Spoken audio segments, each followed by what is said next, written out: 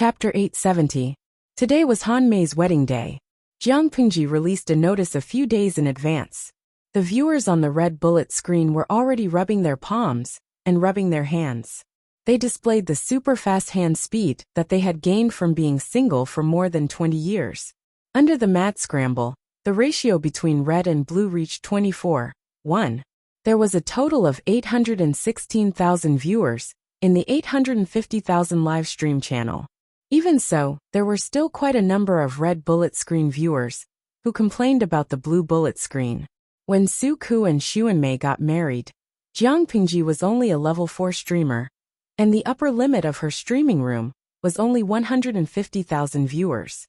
When it was Li Yun and Sheng Guanwan's turn to get married, Jiang Pingji was already a level 6 streamer. The upper limit of her streaming room had reached 850,000 viewers. One could totally imagine how crazy the rewards on this day were. Not to mention the small rewards, the large rewards that were announced in the live broadcast room were even more explosive. They filled every corner of the live broadcast screen and did not stop for a long time. If the audience did not block the reward effects, they would not be able to see the live stream at all. The blue bullet screen viewers were so shocked by such a grand occasion that they could not close their mouths. It was a wedding between two people who had nothing to do with each other, yet they did not broadcast the actual scene of the bridal chamber. What were these lunatics so happy about? The viewers in the red bullet screen indicated that they were willing. Jinyoung Wenf, I'm heartbroken. My husband is going to marry another woman, and I still have to give him a wedding gift. How miserable. After sending this bullet comment, the nouveau riche waved his hand and threw out 99 luxurious private helicopters. Zigai Dongdongzui. I'm different from you sluts. I'm marrying my son. As soon as the bullet comments were sent, a similarly generous tip was sent out, with a thoughtful message. This is the dowry for the little angel Han Mei. Li Yun's beauty value was high, her temper was good, and her personality was contrasting with her cuteness. She fiercely poked the cuteness points of girlfriend fans and mother fans. What was even more frightening was that these people were not only willful, they were also filthy rich. Apart from the earthquake in Shangjing, Jiang Pingji had never taken the initiative to ask for rewards from the audience. As a result, over the years, many viewers complained that they had nowhere to spend the money in their pockets. Now that he finally had a legitimate opportunity to throw money around, why wouldn't he give it his all? They also wanted to let the other live streams know that their live stream also had a local tycoon, Lao Siji Lianmeng. In the blink of an eye, even the single dog Li Yin is married. Streamer, are you still not considering pushing beauty CI? Soon after, countless bullet screens copied this sentence. Jiang Pingji could not help but laugh when the screen was full of messages urging her to get married. Host V.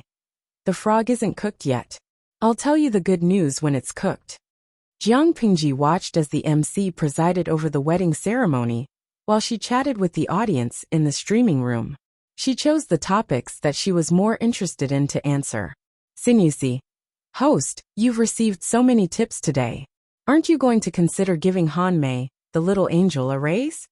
Host V. Of course I'll get a raise. I converted some of it into gold and silver for Wanner's dowry. I even wrapped a big red envelope for Han Mei. Jiang Pingji rarely interacted with the audience. Seeing that she was in a good mood that day, many people in the streaming room spoke up enthusiastically. Hallelujah! By the way, today is Angel Han Mei's wedding. As the host, you can't just increase your salary. Host V. That's true, so I've prepared another super big gift pack. It's definitely a surprise. Jiang Pingji smiled mysteriously. The salted fish's curiosity was piqued. However, she kept them guessing and refused to divulge any information. The wedding this time was very different from the weddings that the audience had in mind.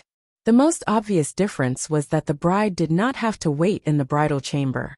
They could change into wedding clothes and socialize with the guests together with their husbands. Jiang Pingji was chatting privately with the audience when two newlyweds came to her and toasted. Looking at the joyful Li Yin and the bashful Sheng Guanwan, she suddenly had the illusion that she was marrying off her daughter after her son was married.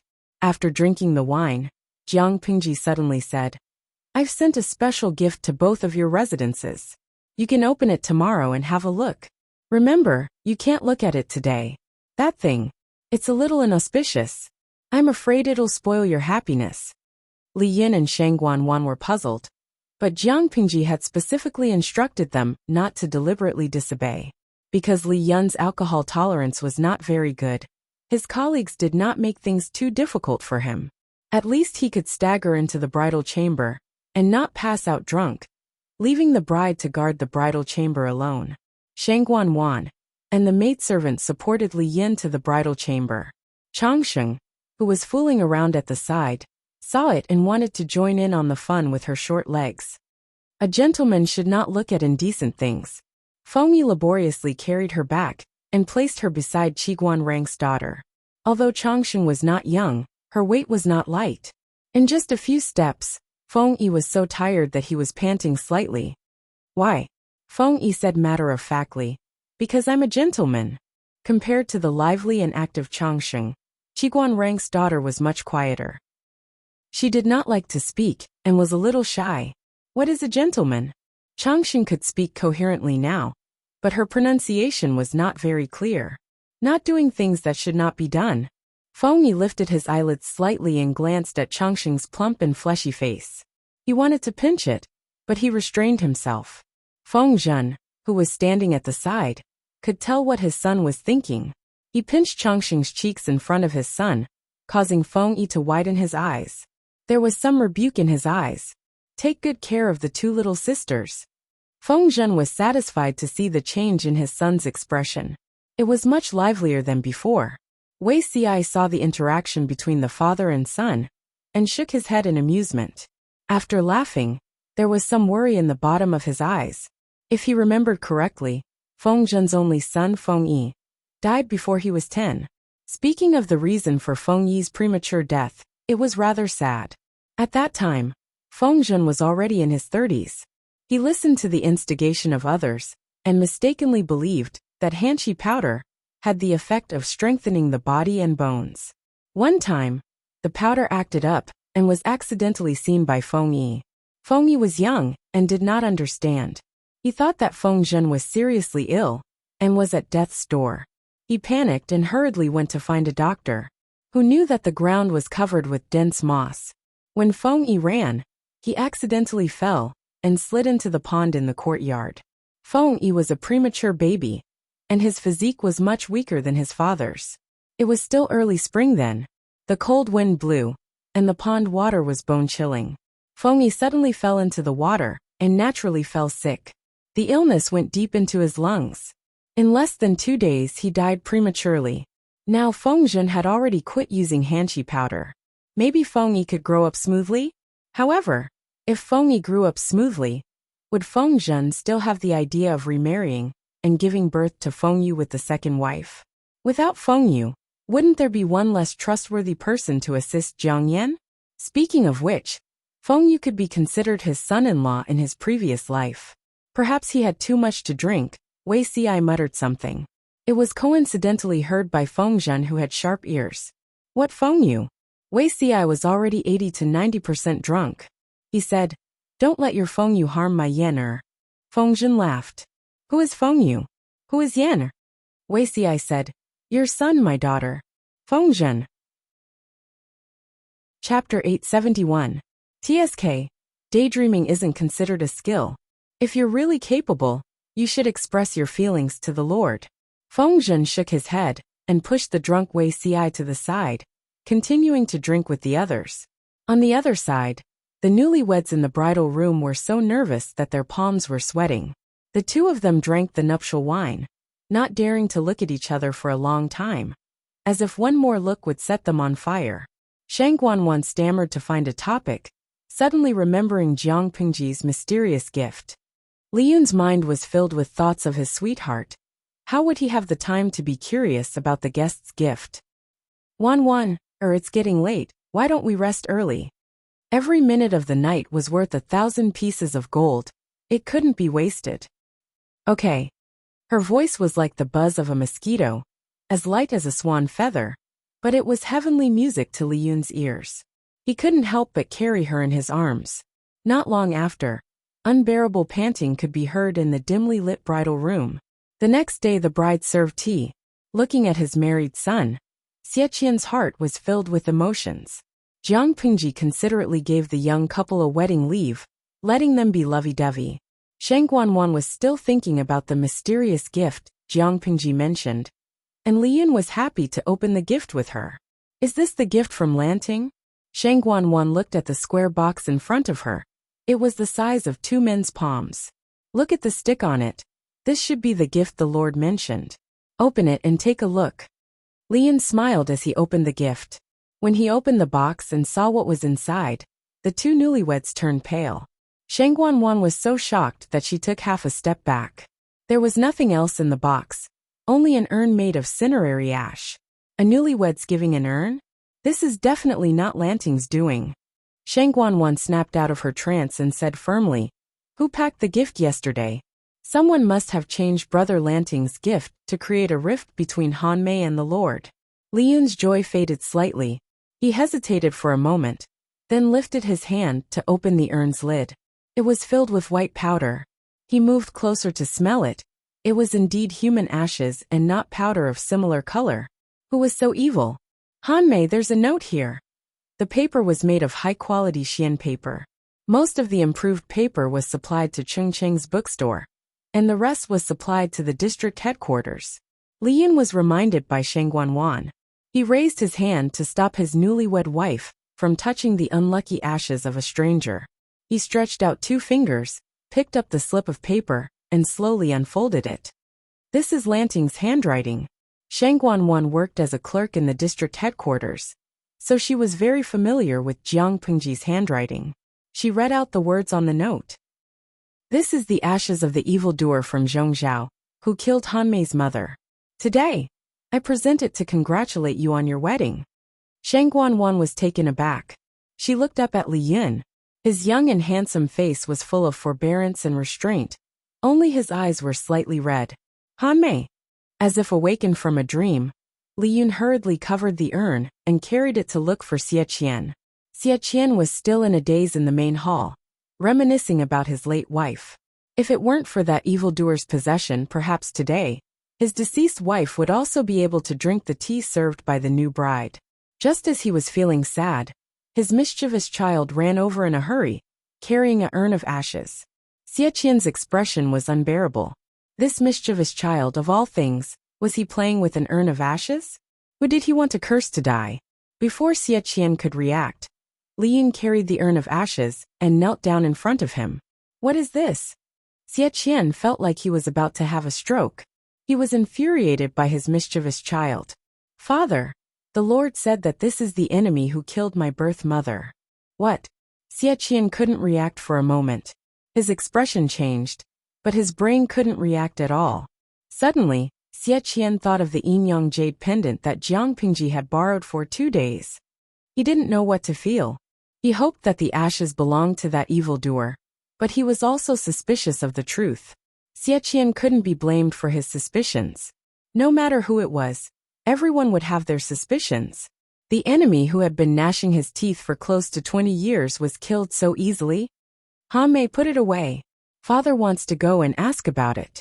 If it's true, your mother's spirit in heaven can rest in peace. Liyun nodded heavily. Xie Qian hurriedly went to look for Jiang Pingji. She seemed to be prepared and wasn't surprised by his arrival. That evildoer was really executed? Xie Qian couldn't believe it. The hatred that had been in his heart for so many years was easily resolved. Jiang Pingji said, "Of course it's true. I'll tell you about that evildoer's appearance and characteristics. Then you'll know if it's true or not." She had a very good memory, not to mention people she had met several times. Even if she had only seen them once, she could still describe the person's appearance and characteristics. Xie Qian became more agitated as he listened. In the end, he fell to the ground and burst into tears, unable to control himself. Jiang Pingji waited for Xie Qian's emotions to calm down, then said hesitantly, "There's something that's hard to say." Xie Qian's eyes were red. He gritted his teeth and said, "Magistrate Liu, please say it. If there's anything I can help with, Xie Xiaohe is willing to go through water and tread on fire for you." It's not a big deal. It's just that this jade pendant is of some use to me. I wonder if you're willing to part with it. Previously, she said she would borrow it for 2 days, but she shamelessly borrowed it for half a month. Luckily, Xie Qian didn't ask for it from her. Xie Qian thought it was something big. To Xie Qian, this jade pendant was a locator to locate his enemy. Now that his enemy had been reduced to ashes, the yin-yang jade pendant had no other use for him. Jiang Pingji asked him for this useless jade pendant. Of course, he wouldn't refuse. Thank you. This thing is of great use to me. As for what use it was, Jiang Pingji didn't reveal anything to Xie Qian. As a considerate lord, Jiang Pingji gave Li Yin and his wife half a month off from their wedding. It wasn't until Chongzhou sent an urgent letter that she summoned Li Yin and Shang Guanwan back. At that moment, Wei Xi had already returned to Shangjing to continue supervising the construction of the provincial government. Jiang Pingji summoned all the people who were left behind to the government office and announced something to them. Father plans to retire behind the scenes. I'll take over Chongzhou and Hu County. When Qiguan Rang heard this, he stopped waving his feather fan. His lord's efficiency was indescribable. But he looked around and couldn't bear to look straight at the scene. He moved his feather fan higher and blocked his eyes. The group of military officials looked confused. They couldn't react to what had happened. The rest of the civil officials looked as if the sky was falling and the earth was collapsing. Oh my God! Someone's going to die. They already felt that they were too busy to manage such a large Wanzhou. It wasn't easy for everything to be on the right track, and the Lord's territory had suddenly expanded. There was an extreme lack of capable people, especially Yang Xi. He felt his vision go black, and his soul almost left his body. She had finally finished her official duties in other places, and wanted to come back for a breather. She was stunned by the news before she could even sit down. Why is it so sudden? Jiang Pingji said. It's better to be prepared in advance. Their opponent was the north borderline. If they didn't make preparations, sooner or later they would fail miserably. Yang Xi said with some difficulty. But Chongzhou and Hu County? I'm afraid it won't be easy to intervene. Lu Shi had managed Chongzhou for 4 to 5 years, and Hu County for more than 10 years. The people under him might not be willing to listen to Jiang Pingji. Even if it's not easy to intervene, we have to intervene. Whoever dares to resist, we'll just find a reason to get rid of them. Jiang Pingji's gaze was somewhat fierce. There was no second person who would dare to take the lead in resisting and looking for trouble. Chapter 872. He felt a toothache. How did he end up with such a lord? Rhe grumbled in his heart, but did not show it on his face. Rhe stepped forward and said, My lord, if that's the case, I'm afraid it will put you in a difficult position. Aro? What's so difficult about it for me? Yang Xi said helplessly. The old master has been in Chongzhou for many years. Wu County was managed by him. The former is still manageable, but the latter are probably the old master's trusted subordinates. These two places have their own rules. If we interfere decisively, those old men will take advantage of their seniority and bring this matter to the old master. Won't we drive a wedge between the lord and the old master? Lu Shi was willing to step back, but it did not mean that he had completely disappeared from the face of the earth. Would the old men who had followed Lu Shi by Jiang Pingji's account and not secretly trip her up? If this problem was not solved, no matter how good the father-daughter relationship was, it would not be able to withstand the discord and instigation. Sooner or later, there would be trouble. Since ancient times, how many fathers and sons did not get along and brothers fought each other? Jiang Pingji lifted her eyelids and said, Father has already stepped back. All the matters of Chongzhou and Hu County are decided by me. Those old men want to take advantage of their seniority in front of me. Even father can't protect them. I will make things clear to father. Yang Xi heaved a sigh of relief and said, That's good. Jiang Pingji asked around, Are there any other questions? Everyone did not speak. It was obvious that there were no objections. They knew very well that they would have to fight with the north borderline sooner or later. If the Lord was willing to plan early, it was better than making a last-minute effort. The generals were already in a daze. Their slow brains finally connected with the others, and they were secretly delighted. In their opinion, the Lord would take over the power of Cheongjo and Hu County. The busiest people would definitely be civil servants. Little did they know that working overtime was a group activity. No one could escape.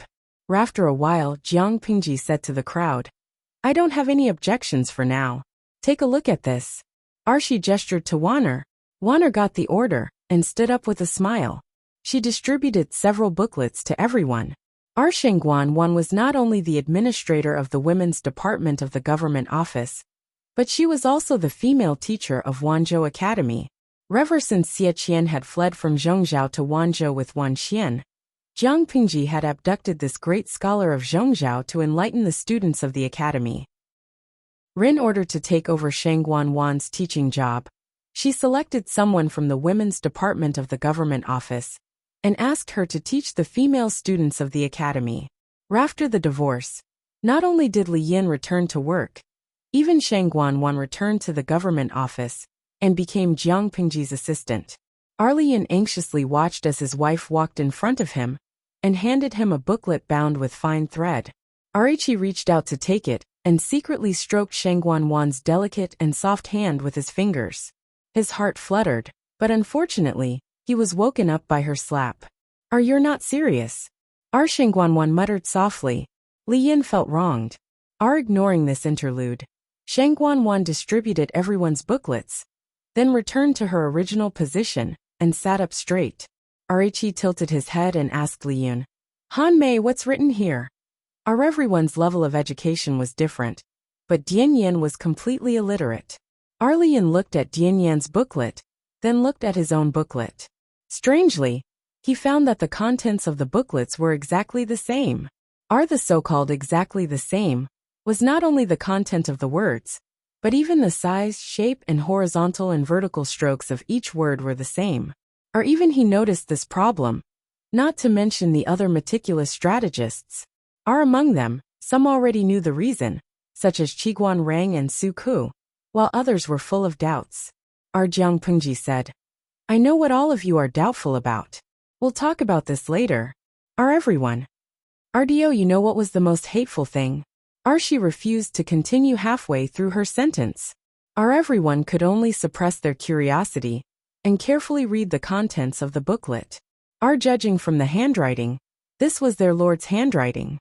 From today onwards to the war at the north borderline. The contents are the difficult problems that we will have to overcome in the next few years. In order for you to have a clearer and more intuitive understanding, I've listed them one by one according to the major and minor items, Jiang Pingji said. The three major items are governance, farming, and training the troops. Let's talk about governance first. Everyone present is a pillar of humanity, but everyone only has a pair of hands, not 3 heads and 6 arms. If it's just Wanzhou, everyone can still handle it with ease. If Cheongzhou and Hu County are added, they will be stretched thin and will not be able to handle it. Therefore, I'd like to seek your opinion on whether we should choose a suitable time to issue the recruitment notice. Qiguan Rang and the others did not speak, but their inner voices were the same. Send, send, send. If they did not issue the recruitment notice and recruit fresh blood, these old people would die of exhaustion at the desk. However, something like the recruitment notice was not something that could be issued as one wished. If the contents of the recruitment notice were not satisfactory, the scholars of the world might not be willing to buy it. Therefore, everyone recommended Feng Jin, who was the most talented in literature, and the heavy responsibility was directly placed on him. Feng Jin secretly laughed and cried. He stepped out to ask for details. He was just a ghostwriter when it came to writing the recruitment notice. The core ideas were still provided by the Lord. Jiang Pingji thought about it and said, "Regardless of your status, only talent is important." As soon as she said that, everyone was silent. Feng Jin's expression also froze for a moment, but he quickly recovered and calmed down. In the current selection system, the people selected must have a noble family background and must also have the rigid conditions of benevolence, righteousness, filial piety, and fraternity. Take Dongqing's evaluation system as an example. Family background, virtue, and knowledge belong to the top 3 categories. Appearance, ability, and temperament belonged to the bottom three categories. Among the top three categories, family background and virtue accounted for 90%, and knowledge only accounted for 10%.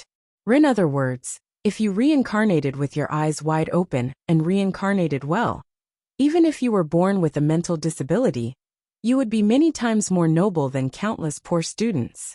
If the two were placed together, the imperial court would also prioritize the former over the latter. Jiang Pingji looked around and asked coldly, "Why, do you have any objections?" Her team had gone through strict selection. Except for Feng Jin, who was tall, rich and handsome, the others were only tall, and from the perspective of a poor scholar, they could not possibly object to Jiang Pingji's suggestion.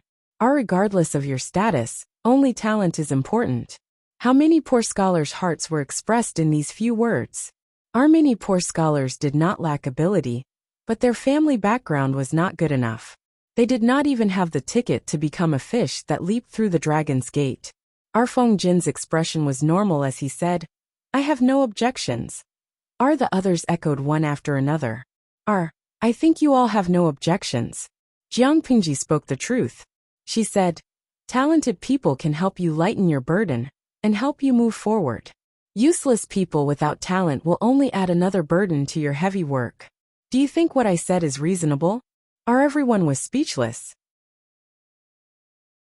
Chapter 873. The time was still too short. If Jiang Pingji was given another 1 or 2 years, she would be able to cultivate a group of talents with a basic foundation. As for the core talents, the cultivation period was even longer. She could only use the recruitment order to recruit people who would be loyal to her. Guan Rang lowered his head and flipped through the book. He saw that there were a few smaller items behind the main item governance. The recruitment order was one of the smaller items, followed by the words bookstore. Jiang Pingji said, "I'm afraid that the recruitment order alone won't be able to tempt the scholars in the world, so I plan to announce an important decision." Everyone's heart skipped a beat. When their lord did not cause trouble, the trouble she caused could make them tremble in fear. Now it was obvious that she was going to cause trouble. How could it be a small matter? Jiang Pingji did not say anything else. She gestured for Sheng Guanwan to fetch the things. They were also carried on plates, but the previous books were light and thin. The books that were brought up now were all very heavy. These books are for the children of the academy to start learning. In addition to the main text, there are also annotations carefully organized by Mr. Chung Chung. Hearing his father's name, Chung Yuan's eyes lit up. After getting a book, he hurriedly opened it. After reading the contents, Chung Yuan understood why his father always walked with the wind, as if he was radiating the second spring of his life. The words in the main text were relatively thick, only a little smaller than a copper coin. It looked very easy to read, neither laborious nor harmful to the eyes. The words in the annotations were smaller and more detailed than the main text. The content was all in the vernacular. Even an ordinary person could understand it after reading it once. In addition, there were small strange symbols between each sentence. Feng Jin vaguely discovered something. He could not wait to read it again in a low voice. When he encountered those strange symbols, he subconsciously paused. He suddenly understood the function of the symbols. They were all used to punctuate sentences. Looking at the repeated symbols, he suddenly sucked in a breath of cold air. It was obvious that these symbols were not scribbled. Each symbol represented a specific meaning. Not only Feng Jin, but Yang Si and the others also noticed it. Guan Rang forcibly suppressed his surging emotions.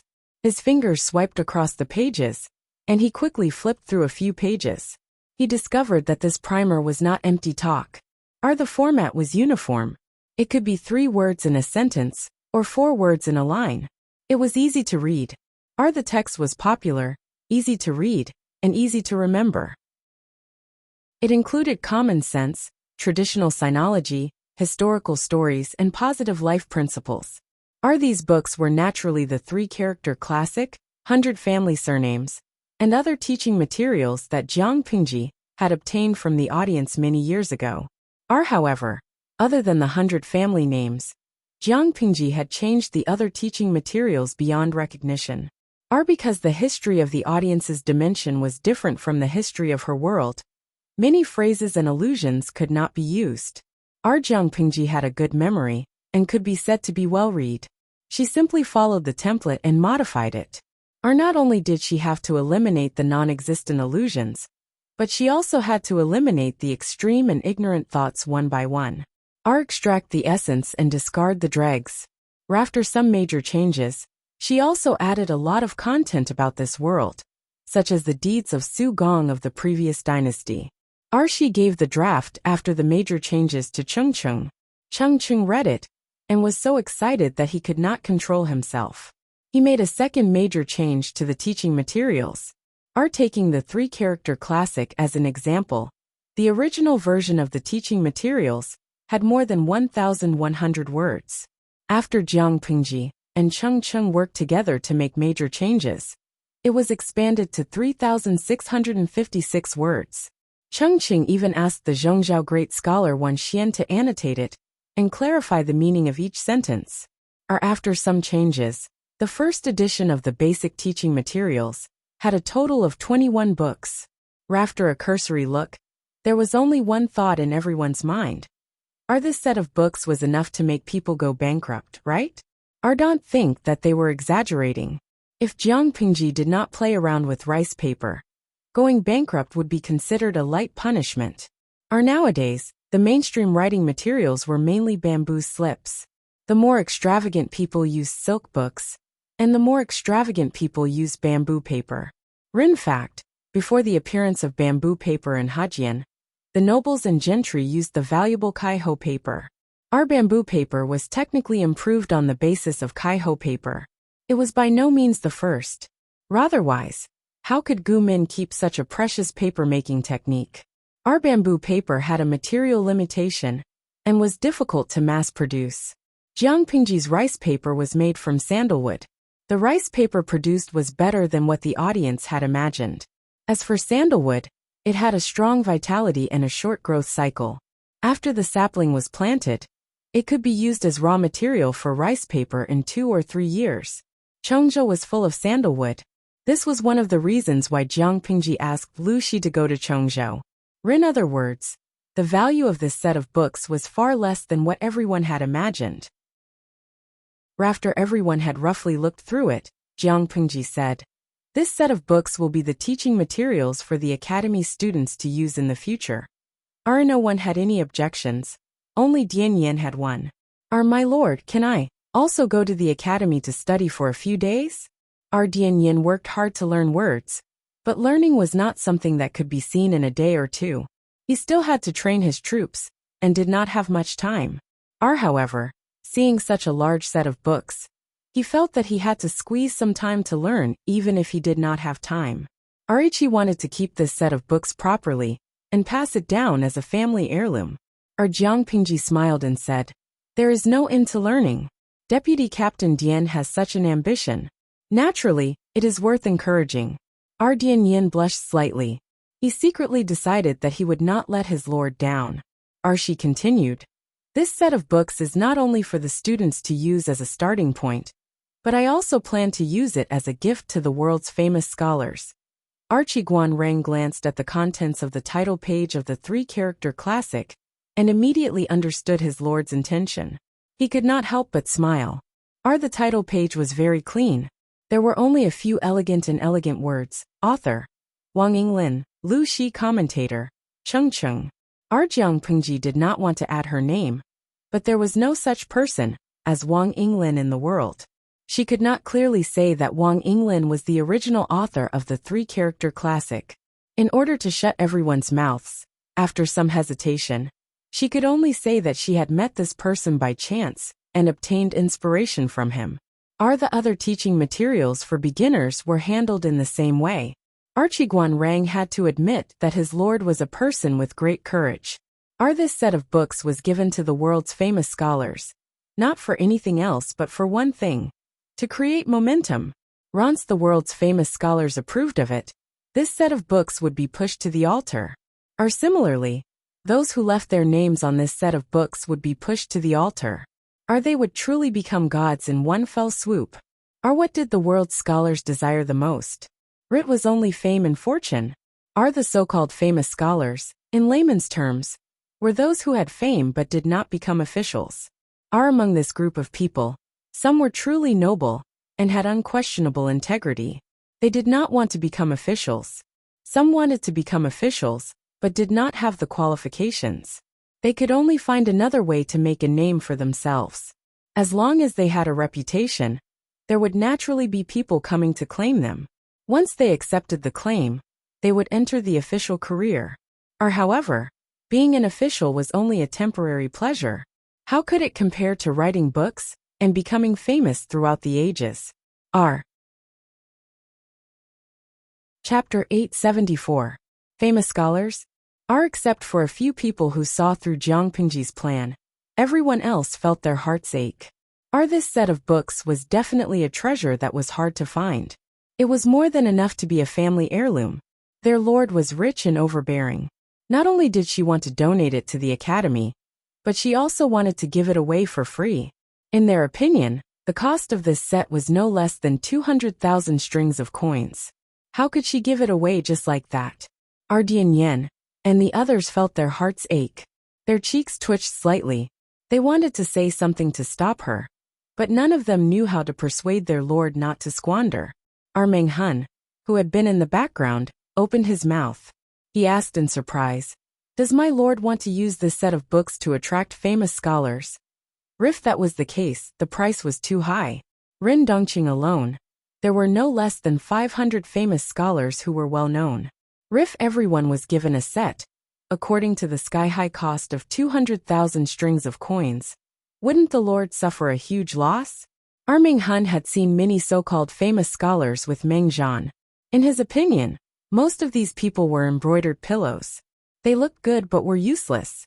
They had nothing to do all day. They gathered together to sing praises, grieve for the coming of spring, and pretend to be coy. They obviously wanted to be an official, but they pretended to be aloof and arrogant. To be honest, they were not good at other things, but they were eloquent and good at gossiping. RTO put it bluntly, many of these famous scholars were more like celebrities. Their ability to get things done left people in the dust. However, did the lord need such embroidered pillows? Jiang Pingji laughed and said, "It's just a set of books. How can it attract all the famous scholars in the world? This is just a stepping stone." In Jiang Pingji's opinion, the group of famous scholars was a publicity platform. This set of rudimentary books was in their hands. Through their mouths, it would spread at the fastest speed. However, this was only the first step of Jiang Pingji's plan. Just a stepping stone? Meng Hun's heart trembled. Of course. Famous people have their own pride. Ordinary things can't move them. Jiang Pingji smiled maliciously and said, "We don't need to spend a lot of money. We just need to send them these beginners' textbooks. Smart people will know what to do." Everyone was speechless. This set of teaching materials were all made from the incomparably precious fine Xian paper. There were 21 books in a set, which was far more expensive than gold and silver. Not only was his master a prodigal, but she was also not very good at arithmetic. The generals were heartbroken. Only a few civil officials remained unmoved. Qiguan Rang smiled and said, "My lord is right. If this primer could be put into practice, it would be able to teach all the students in the world, and they could be called the teachers of the world. Not only will his name spread far and wide, his name will also be immortalized for generations to come." Arichi purposely emphasized the last sentence. After the general heard this, he vaguely understood, and his complexion became much better. From ancient times till now, only Kong Sheng could be called a teacher of all ages. From then on, all scholars set this as their highest goal in life. But who succeeded? Revan, the world-famous teacher, Master Yuan Jing, who taught many students and whose literary name spread throughout the 5 countries, was still not qualified. If this set of beginners' textbooks could be truly perfected and enlighten the people, those who left their names in it were destined to be immortalized for generations to come. Smart people could see the great wealth hidden in it, but stupid people would think it was just children's books. Jiang Pingji gave this set of books to the scholars not only to advertise herself, but also to tell them that there was a cake in Wanzhou. This is only the first step. We need to attract talented scholars of virtue and prestige to come and compile the teaching materials together. Jiang Pingji smiled and said, I have a second step here. Which scholar in the world doesn't want to write books? It's just that they don't have the means to do so. How many precious manuscripts have been lost? I have an idea. When we send out the teaching materials, we will announce to the world that we are willing to open the bookstore to publish books for scholars. There will be 20 copies of each book.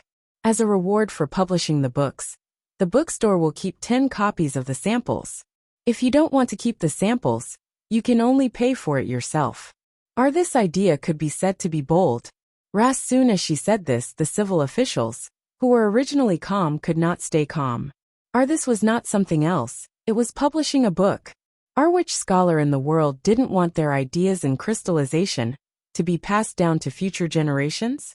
If beginners' textbooks could attract famous scholars to join, then writing books could attract the hearts of countless knowledgeable scholars from poor families. At a time when the aristocratic families monopolized the market, the cake that Jiang Pingji threw out was too attractive. It would definitely make countless scholars fight to the death for it. Even though Feng Jin and the others were mentally prepared, when they heard Jiang Pingji's words, their hearts still could not help but beat wildly. Everyone said, My lord is very kind. Feng Jin's reaction was still considered calm, but Su Kuyang-si and the others' eyes were dark red and bloodshot. Wrongly they knew the pain of the scholars from poor families. The aristocratic families monopolized knowledge and education, thus monopolizing the official positions and power in the court. Why did people always say, it is difficult for a poor family to produce a noble son? Was it because the children from poor families were all mentally retarded? Not true. The children from poor families wanted to study, but they could not even find a book. How could the illiterate be a match for the noble son who was well-read? Jiang Pingji's move was undoubtedly carrying a mace and giving a blow to the aristocratic families. Why were the aristocratic families so powerful? It was because they held the most important knowledge in their hands. Every aristocratic family had countless precious books and books. They were born with conditions that ordinary people could not have. After many years of development, the aristocratic families had disciples and officials all over the world. Their power was deeply rooted, and they were united by blood relatives, cutting off the path of advancement for the scholars from poor families.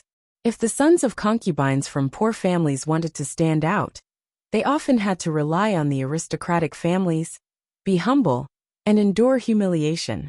RTO put it bluntly, it was a distorted and deformed hierarchy of power.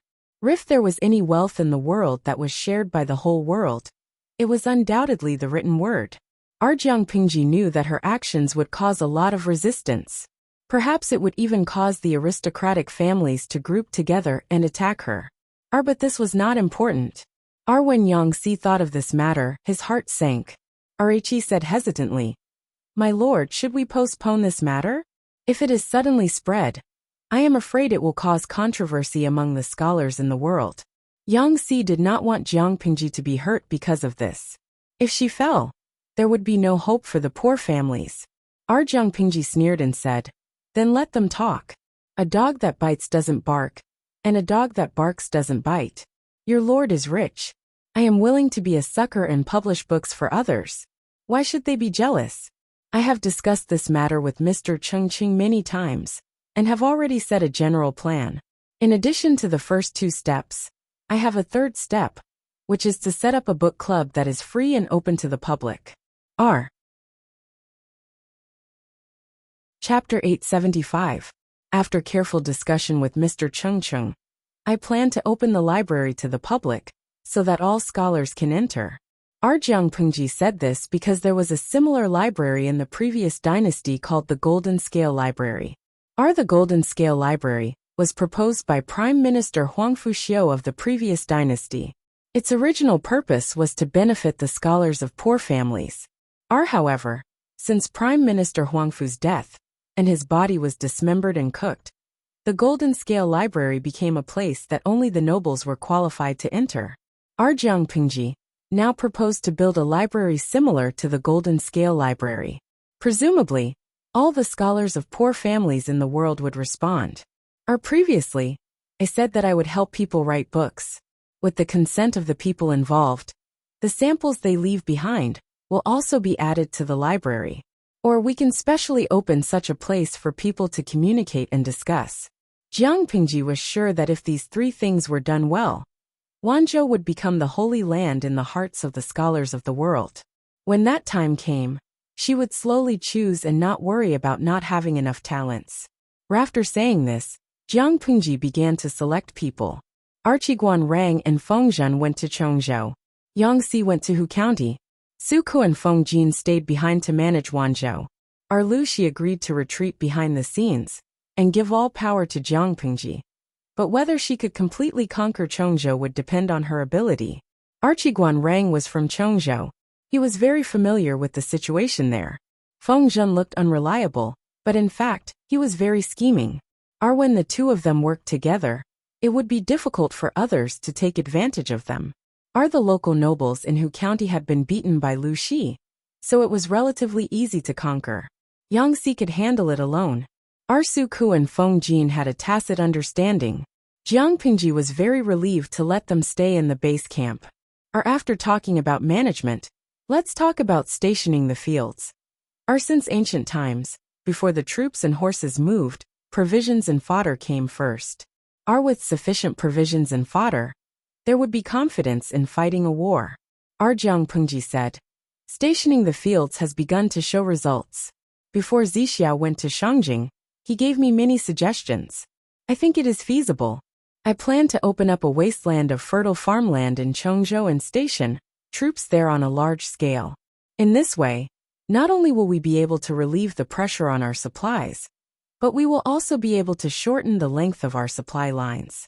Archiguan Rang and Feng Zhen had already heard Wei Xi talk about the matter of Chongzhou's farming. Naturally, they had no objections. The others secretly calculated and agreed with this proposal. If they didn't farm, they wouldn't have been able to raise such a large army. After many rounds of recruitment, Wanzhou now had 60,000 soldiers and horses, and the size of the female battalion had also expanded to 7,000. This was the result of Jiang Pingji deliberately raising the bar. If they did not reject anyone, their military strength could reach more than 100,000. Within the borders of Dongqing, Jiang Pingji was the undisputed ruler of the north. Li Yin asked, is there any ownerless wasteland in Chongzhou that can be cultivated? Because of excessive land annexation, a lot of land is private property of the wealthy families. This time, the scale of the farm should be quite large. If there isn't enough land, I'm afraid it won't work. Jiang Pingji smirked. We'll talk about it when the time comes. The location of the field can only be decided after a field inspection. If the local tyrants were smart, she didn't mind a win-win cooperation. If they were not sensible, she could only seize the field by force. Originally, Wei Xi was in charge of it. However, Wei Xi had already gone to Shangjing to supervise the construction of the provincial government. Now he was divided and unable to do anything. Jiang Pingji thought about it, and named Li Yin. She asked him to take on the role of Chongzhou's military officer of agriculture, and specifically deal with this matter. Li Yunkai happily agreed. There were only so many details about the field.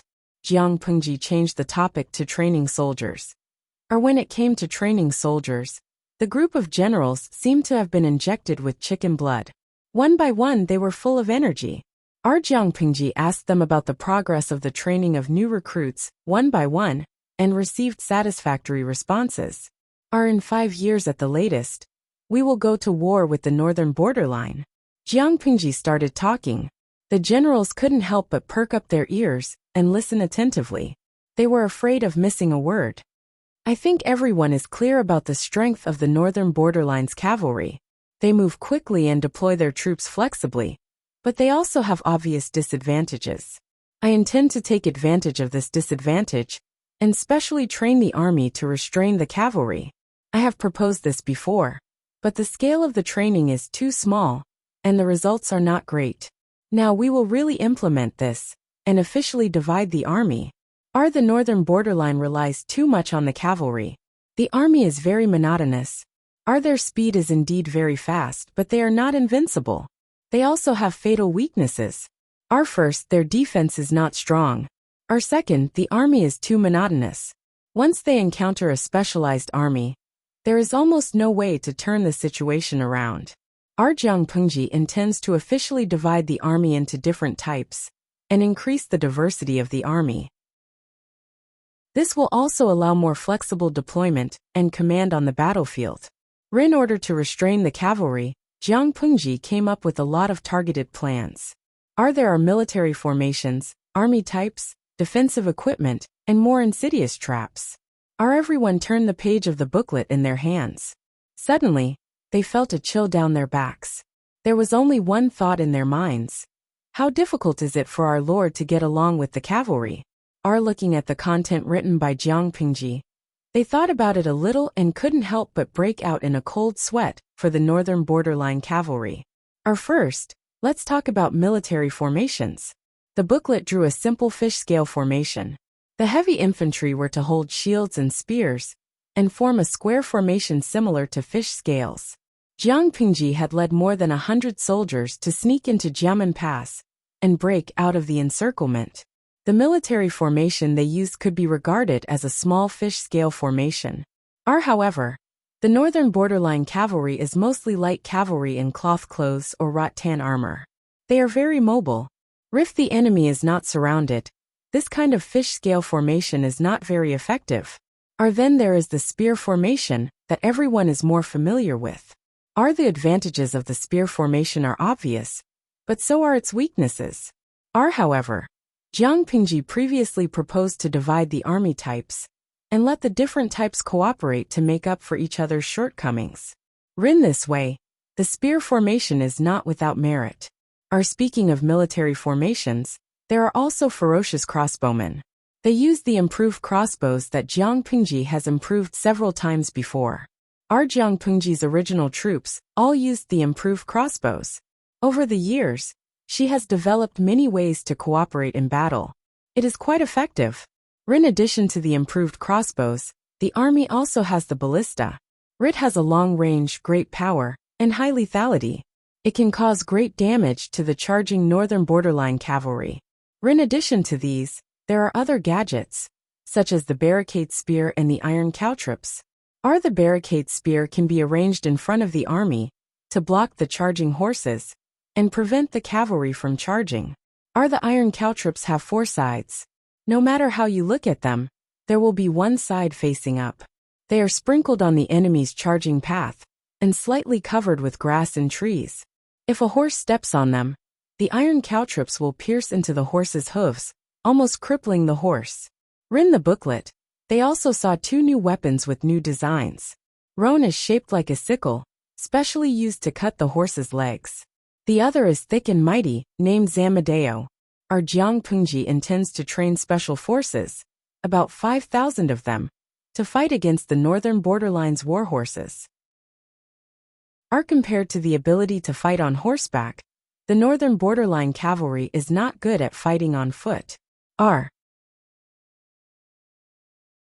Chapter 876.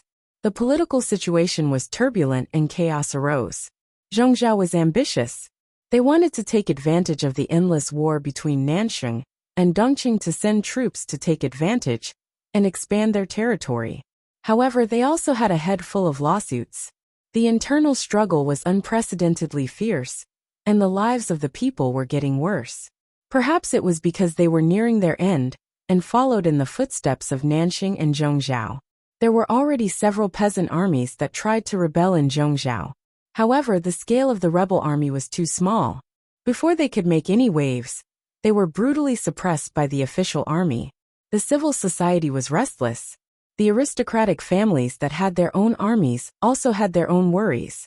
There was a faint sign that the feudal lords were going to split. At this sensitive time, a shocking piece of news came out of the Zhongzhou palace. Empress Du was a wooden man who had turned into a demon. The ambitious feudal lords couldn't hold back and used this as an excuse to scold the current emperor for going against the grain and allowing a demon to harm the palace. They even spread the news. Who knew if the emperor, princes, and princesses in the palace were still human? This rumor spread quickly, and the already weakened imperial power was on the verge of collapse. Of course, the imperial family would never admit to this rumor and denied it. However, Empress Du was dead, and the behavior of the imperial family was suspicious. The people were more and more convinced of the rumors about the wooden demon. The emperor ordered that after Empress Du died, she was not allowed to enter the imperial mausoleum or enjoy offerings. He also took back the golden seals that Empress Du had used when she was conferred the title. Although he didn't say that she was abolished, this treatment was no different from abolishing her. Within Zhongzhou, who didn't know that Empress Du was favored by the emperor?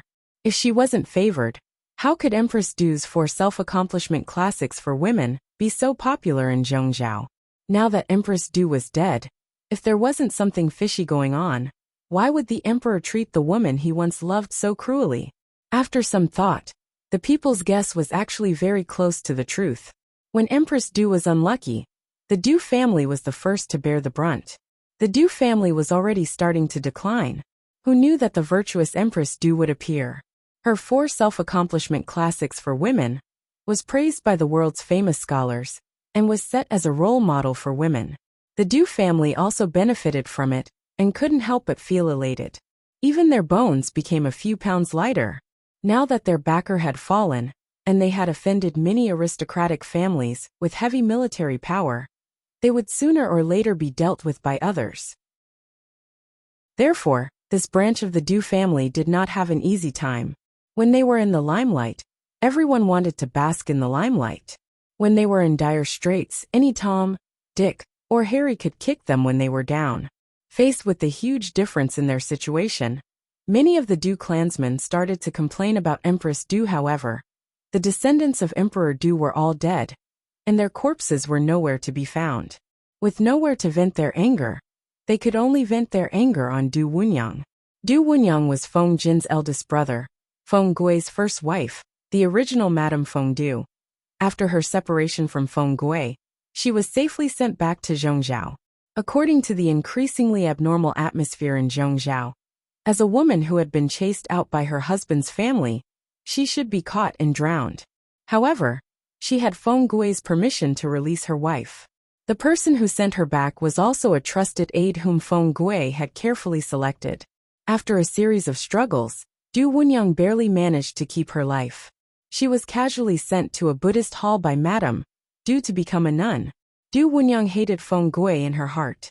She had been thinking about how to use her family's influence to exert pressure on Feng Gui and make him welcome her back on his knees. However, the cruel reality hit her hard. Not to mention using her family's influence. If Feng Gui had not sent his trusted aide to deal with Madame Du, she would have long been tied up and drowned. Even so, she had never felt a shred of gratitude or remorse. Du Wunyang learned from Empress Du's style of doing things. She used her opponent as a stepping stone to climb to the top, thus earning her virtuous reputation.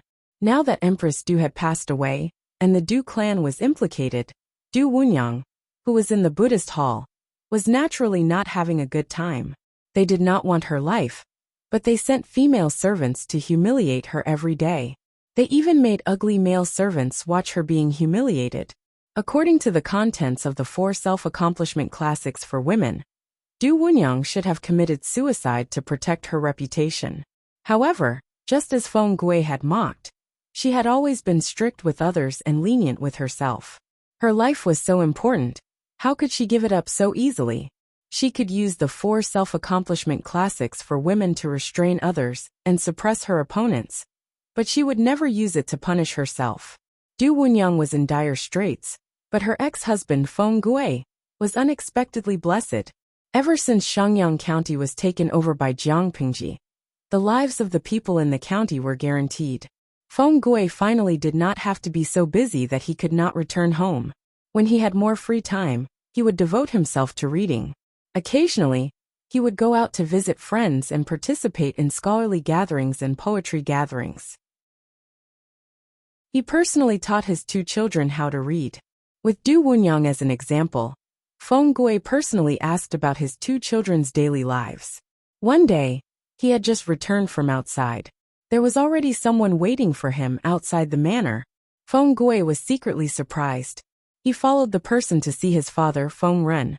Huaizhang, come over and take a look at this. As soon as he entered, Feng Gui saw his father, Feng Ren, sitting on a mat.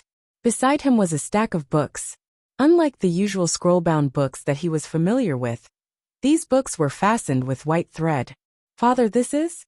Feng Gui walked forward and picked up one of the books. It felt smooth and cold to the touch. When he opened the title page, he saw a familiar name. He flipped through it again. The profound meaning inside was thought-provoking. Feng Gui came from a noble family that had been passed down for close to 1,000 years. After many years of accumulation, the family had a collection of more than 100,000 books. Feng Gui didn't dare to say that he had read all of them, but he had some impression of them. However, he was completely unfamiliar with the books in his hands. In other words, it was highly possible that these books were newly published.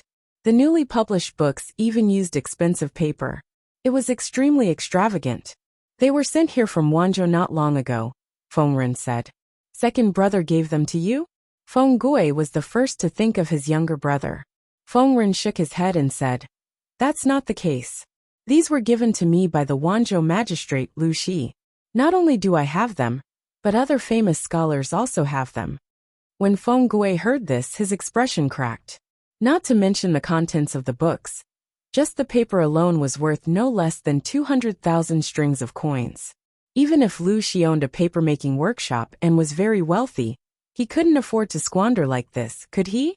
Gifting one set wasn't enough. And he even gave it to other famous scholars? Feng Ren said, take a look at the contents.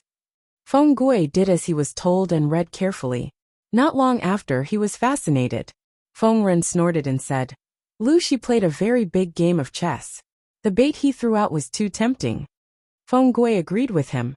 He could see clearly that the potential value of this set of books was immeasurable. Feng Ren threw another bomb at Feng Gui, causing him to be at a loss for what to do. The Wanzhou magistrate Lu Shi not only generously gifted books, but he also generously expressed his willingness to write books for the world's scholars, Feng Ren said.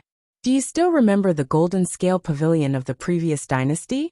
In his letter, Lu Shi mentioned that he wanted to rebuild the golden scale pavilion and provide it to the world's poor scholars for free. Currently, only I have received this letter. The others have only received books. Feng Gui lowered his gaze and said, Lu Shi, this is. Chapter 877. For the Feng family to be able to survive for thousands of years, other than strict family rules and noble family values, it was also due to their foresight. For example, Prime Minister Huangfu built the Golden Scale Pavilion in the previous dynasty. It was said to contain millions of books. Where did these millions of books come from? Other than the 30,000 books donated by Prime Minister Huangfu himself, the rest were donated by various aristocratic families. The Feng family had donated 100,000 books. Books were lifeless, but people were alive. It was precisely these 100,000 books that protected the Feng clan, allowing them to obtain another 200 years of prosperity and prosperity. Compared to the other aristocratic families, the Feng family's style was different. If one were to compare those aristocratic families with armies to strong men with 8 packs, then the Feng family would be like a refined scholar with a tall hat and a wide belt. Not only did they look different, but their combat abilities were also on a different level. If it wasn't for the fact that they had so few troops, the Feng family wouldn't have had to hand it over to Jiang Pingji for the sake of the safety of Shangyang County. Now the Feng family was faced with the same choice. Lu Shi wants us to donate books? Feng Gui was a little angry. It wasn't that he was selfish and didn't want to donate books, but did Lu Shi have the right to do so? During the Xia dynasty, the Feng family was willing to donate 100,000 books in response to Prime Minister Huangfu's call. More importantly, it was for the long-term future of the family. 100,000 books in exchange for more than 200 years of prosperity for the Feng clan. This was a very good deal. The Xia dynasty had unified the Central Plains, but Lu Shi had only occupied half of Dongqing. Prime Minister Huangfu was extremely powerful and had power over the court. Compared to him, Lu Shi was nothing. If they donated the books to Lu Shi to enrich the Golden Scale Pavilion, what benefits would the Feng family get? Feng Gui's idea was exactly what Feng Run had in mind. However, after his anger subsided, the sly old fox thought about it carefully and felt that this deal might work. Huaizhang in Dongqing besides Lu Shi, who else can stop the disaster of the north borderline? Feng Gui was silent. After a while he said, besides her, there is only Lu Shi. Feng Ren said, a few days ago, I received news that Lu Shi, that sly old fox, has chosen to retire. He has handed Chongzhou and Hu County over to Lu Shi. Feng Gui didn't say anything. The northern borderline has already matured. Although the horse plague has delayed it, it will probably recover in 3 to 5 years and send troops to Dongqing again. Look at the current situation. The royal family is struggling at death's door, and the other feudal vassals have their own armies and are independent. If the northern borderline took advantage of the situation and attacked, there would be internal chaos and external enemies. Who could stop the northern borderline iron cavalry? The Feng clan had been rooted in Shangyang County for generations. If the northern borderline invaded, the Feng clan would not be able to protect themselves, unless the entire family migrated and fled to another place. Speaking to this point, there was a hint of desolation in his voice. Now the world was in chaos, and wars were happening everywhere. If they escaped from Shangyang County, where could they migrate to? In comparison, Lu Shi had managed Wanzhou in an orderly manner and had become a rare peaceful paradise for Dongqing. It was better for the Feng family to express goodwill to her and help her. Feng Gui understood the meaning behind his father's drawing, and his expression changed. Father wants to help Lu Shi. That's not the case. Feng Ren didn't want to pick a side now. This was a decision that concerned the survival of the entire family. How could he make such a rash decision? Father, what do you mean by this? Feng Ren said, I'm just expressing my goodwill. Expressing goodwill didn't mean choosing a side. Strictly speaking, the Feng clan and Jiangpingji had common interests.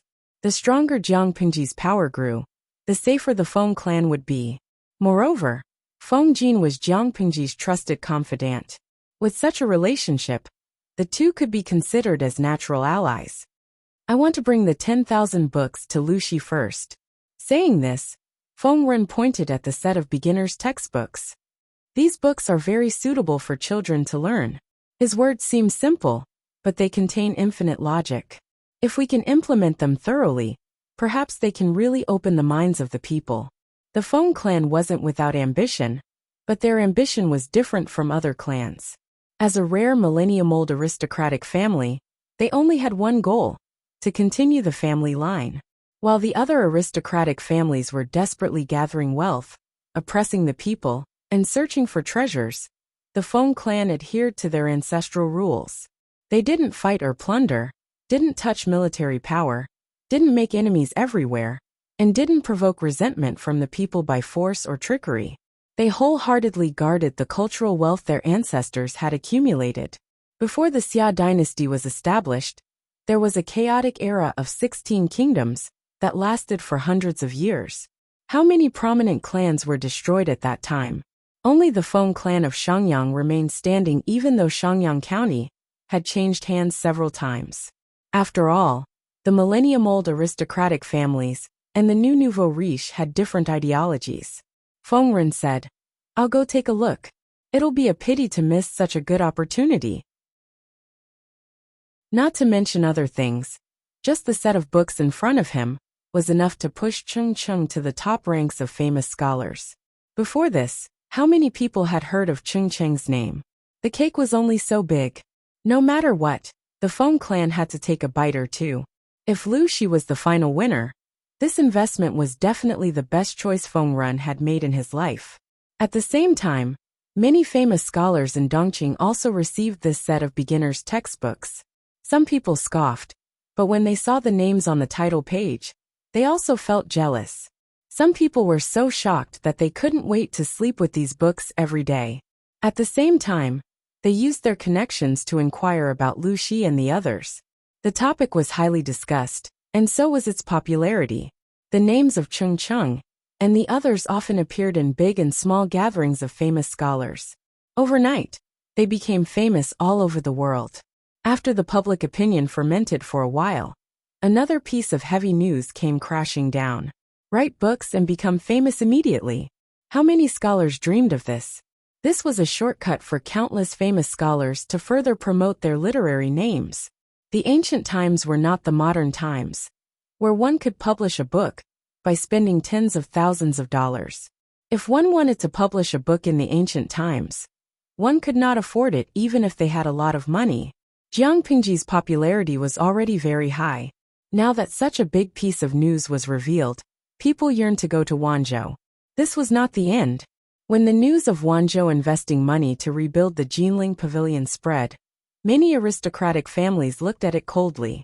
The poor children were so excited that they could not control themselves. Jiang Pingji knew that this move would attract many talents, but she never thought that she would catch such a big fish. It was no longer a river fish. It was clearly a whale. "Greetings, master." Hearing that there was an ancient person visiting, Jiang Pingji was stunned for a moment. She immediately asked someone to invite him to the main hall. Seeing the person, even someone as calm as Jiang Pingji could not help but be shocked. She came back to her senses and quickly bowed to the person. The hale and hearty Master Yuanjing smiled and helped her up. He said gently, "Times are different now. Magistrate Lu is too polite. A teacher for a day is a father for life. It is my duty for a student to bow to a master." Jiang Pingji quickly adjusted her emotions, but her heart was still in turmoil. She never thought that she could catch such a big fish like Master Yuanjing. Wasn't this person unintentionally involved in the fight for the dukes? Was he wholeheartedly focused on guarding the academy and educating people? Now that he appeared in front of her, how could she not be surprised? Surprise! Surprise! Chapter 878. It turned out that Jiang Pingji had good taste. Master Yuanjing didn't come to help her. He was just interested in the beginner's teaching materials. She wasn't surprised by the result. Master Yuanjing was a highly respected teacher in Dongqing. He had taught many students for decades and had accumulated a wealth of teaching experience. With him, the value of the beginner's teaching materials would reach another level. It would be accepted and recognized by more people. If she spread the news that Master Yuanjing was coming to Wanzhou, it would attract more students to gather in Wanzhou. However, Jiang Pingji had to suppress the tempting idea to avoid Master Yuanjing's dislike. He wasn't willing to intervene in the battle between the feudal lords, so she couldn't make a decision on her own. "Master, you must be tired from the journey. I'll ask someone to help you settle down." After the small talk, Jiang Pingji saw that Master Yuanjing looked tired. She asked with concern, "Master, you came from Langyi County. It's a long journey. Why didn't you bring more people to serve you?" "I don't care about those things. Why would I need so many people to serve me?" Mr. Yuanjing smiled and said, "If I were 10 years younger, I would be able to travel alone. Now that I'm old, I've become a burden." Needless to say, when Master Yuanjing was young, he was also a ruthless person who fought along the way. He might be amiable now, but when he was young, he killed a few bandits. As they were talking, there were unfamiliar footsteps approaching. Jiang Pingji looked in the direction of the sound and saw a slightly plump young man standing outside. Seeing Jiang Pingji look at him, the young man was stunned. He immediately bowed respectfully. Jiang Pingji smiled. "Senior Zuda, long time no see. Why are we so distant?" The young man's surname was Tang. His first name was Yao. His courtesy name was Zuda. He and Jiang Pingji had a bad relationship. Back in the day, they had a conflict at Jishan Hot Spring in Shangjing. Tang Yao stood up for two playboys who had offended Jiang Pingji. Of course, the conflict ended with Jiang Pingji's victory. Master Yuanjing even reprimanded Tang Yao. Later, Jiang Pingji went to Langyi to study. Tang Yao didn't like her. Although he didn't deliberately cause trouble, he always treated her coldly. Jiang Pingji realized that he meant no harm, so she did not take it to heart. In Jiang Pingji's memory, Tang Yao was a young man born in a gentry family. He was proud of his family background and bloodline, and he worked hard to protect this honor. From Tang Yao's point of view, Jiang Pingji was a weirdo in the circle of the gentry. Looking at it that way, it made sense that Tang Yao did not like Jiang Pingji. Tang Yao stood outside, hesitating to enter. The expression on his face was slightly stiff, and he did not dare to make eye contact with Jiang Pingji. Master Yuanjing found it funny and called out, "Zuda, come here." Tang Yao hesitated for a moment, but he did not dare to disobey his master's order. He walked steadily to Master Yuanjing's side and sat down. "Master." Tang Yao bowed to Yuanjing, then turned to Jiang Pingji and said, "Magistrate of Liuzhou." Jiang Pingji smiled. "I haven't seen you for a few years. Senior Zuda has become more mature." After saying that, Tang Yao's expression slightly twitched, but he didn't dare to refute. Master Yuanjing smiled and said, "Don't blame Zuda." He was shocked too. Surprised? It couldn't be. Was her face really that ugly? Master Yuanjing smiled and explained. "A few months ago, I received news that Lanting is a girl." Zuda refused to believe it, and insisted that it was slandered by others. Now that he saw Lanting in person, how could he not be shocked? Although she's a girl, she's still better than thousands of men. "I see. In that case, it's my fault." Jiang Pingji recalled the 3 years she spent studying in Langyi County, and could not help but laugh. There were probably many people who were as confused as Tang Yao. She studied in Langyi for 3 years. She thought she studied seriously, but in the eyes of others, she was still a model of ignorance and incompetence. There were even people who said she was a libertine who slept with prostitutes, and secretly spread the rumor that she impregnated an unknown prostitute. Although it was a groundless rumor, and there was no concrete evidence, it could be indirectly proved that Jiang Pingji's reputation in Langyi was not good. Even though Jiang Pingji had left Langyi, many places still spread her legend. When Jiang Pingji's identity was revealed, those people's faces were slapped swollen. She was a girl. No matter how much she slept with prostitutes, it was impossible for her to impregnate someone. As for the rumor of heartless men abandoning good girls, it was even more unfounded. The few people who liked to smear her reputation kept quiet out of fear, and closed their doors. Master Yuanjing said, "You have your own difficulties. How can I blame you? If there were no difficulties, who would hide their true identity for more than 10 years? Jiang Pingji smiled non-committally. To facilitate the academic exchange between Master Yuanjing and Cheng Cheng, Jiang Pingji moved Master Yuanjing's residence near the latter. Just as Jiang Pingji had guessed, Master Yuanjing did not get involved in the government affairs of Wanzhou. Tang Yao, who was by Master Yuanjing's side, also behaved himself. He accompanied Master Yuanjing to visit Cheng Cheng every day.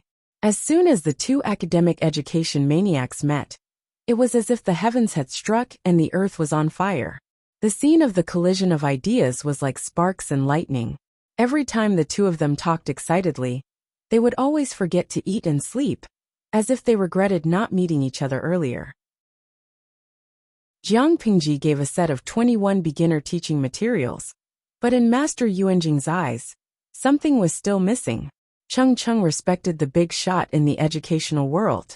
If Master Yuanjing said something was missing, there must be something missing.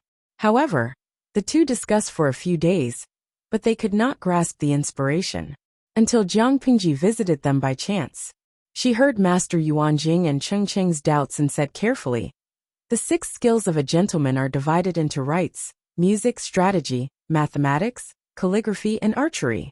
The soldiers in the military camp are divided into different categories, such as infantry, cavalry, archers, and crossbowmen, so on and so forth.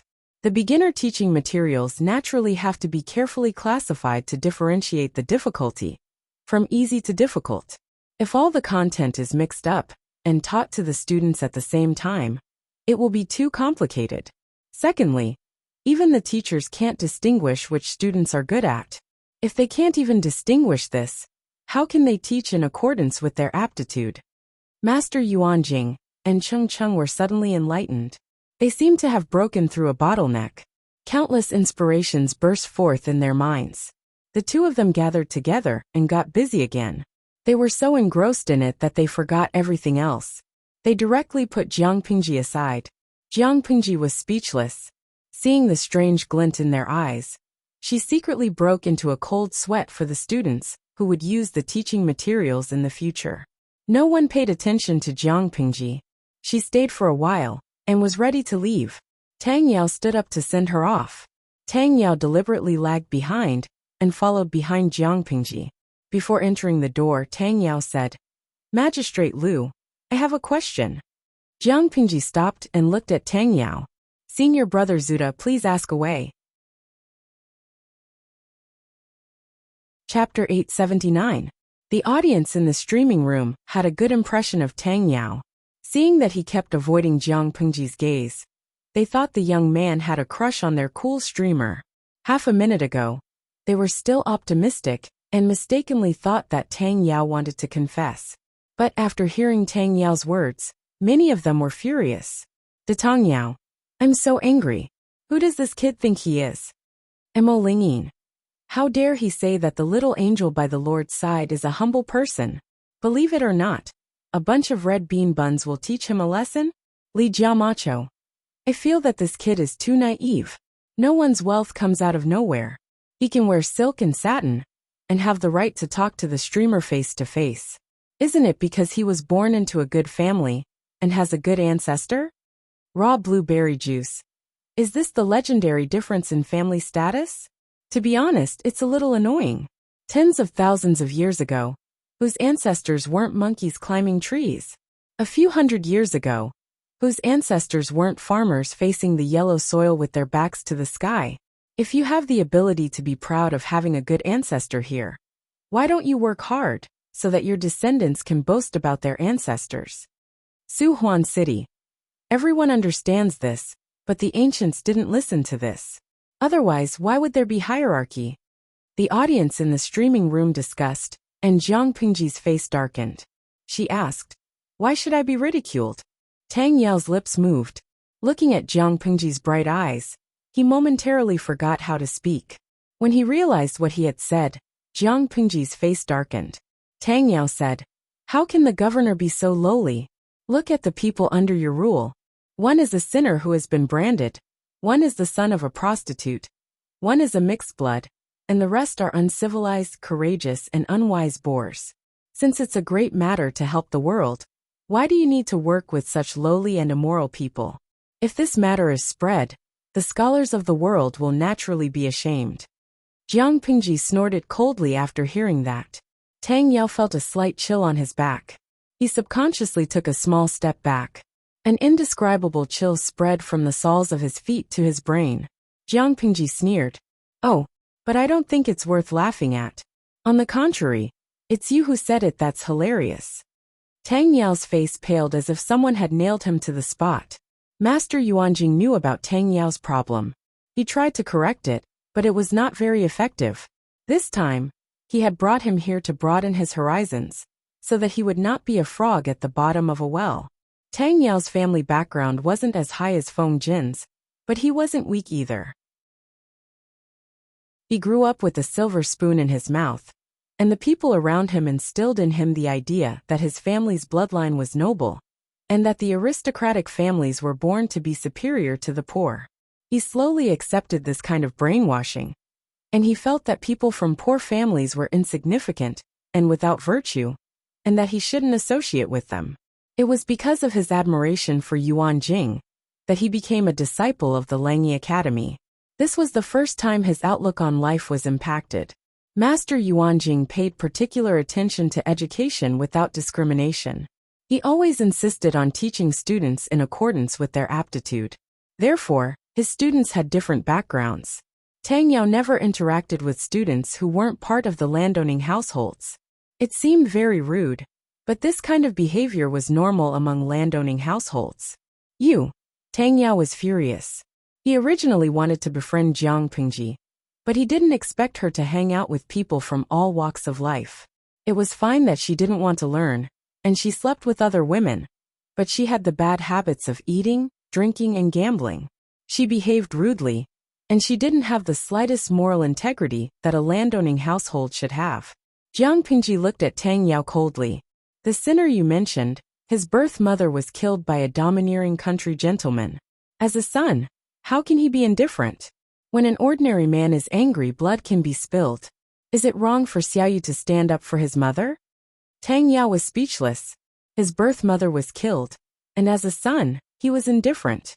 Wasn't that extremely unfilial? An unfilial person was an animal. As for the son of a prostitute, if it weren't for such an unfilial and unfaithful animal, would the women in the brothel still have feelings for him and get pregnant? The mistakes of parents don't implicate children. You said that Wen Zheng was a mixed blood, but in the end, wasn't it because the nobles of Dongqing were cowardly and incompetent?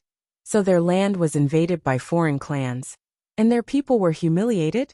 If it was a humiliation, shouldn't those nobles, who held their positions without doing any work, commit suicide to apologize? Tang Zuda, I can still listen if you criticize them based on their talents. Using such an excuse to attack others is really the behavior of a despicable person. Tang Yao stood rooted to the ground after being scolded by Jiang Pingji.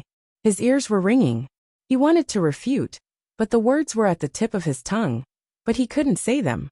Jiang Pingji continued. You said that the generals under me are all uncivilized, brave but not astute? That's a big mistake.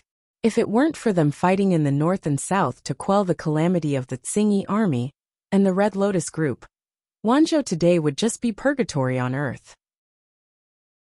Tang Zuda, have you ever seen the tragic sight of white bones exposed in the wild, and no rooster crowing for 1,000 miles? I don't want to hit you, but with your body, I'm afraid you can't even withstand one of my fingers. In conclusion, Tang Yao, who was neither good at literature nor martial arts, had no right to criticize her little princesses. Jiang Pingji added one last stab. The old people often say, when you drink water, don't forget the person who dug the well. The grains you eat, the clothes you wear, every grain, every stitch and thread. What do you get from your own labor? These are all the hard work of ordinary people. From the beginning to the end, have you ever put in any effort? Have you ever shed a drop of sweat? In that case, are you considered an ungrateful person? After saying that, Jiang Pingji snorted coldly, turned around and left, leaving Tang Yao rooted to the ground. Tang Yao followed Master Yuanjing and left Langyi. As they hurried along, they traveled and studied. He, who lived in an ivory tower, finally saw the cruel scene outside the ivory tower. The wild wolves and firedogs were so hungry that they were emaciated. In order to find food, they had no choice but to search for human bones on the ground to satisfy their hunger. The damaged white corpses were half covered and half exposed in the wilderness. In a trance, they seemed to be able to hear the mournful sobs of lonely souls.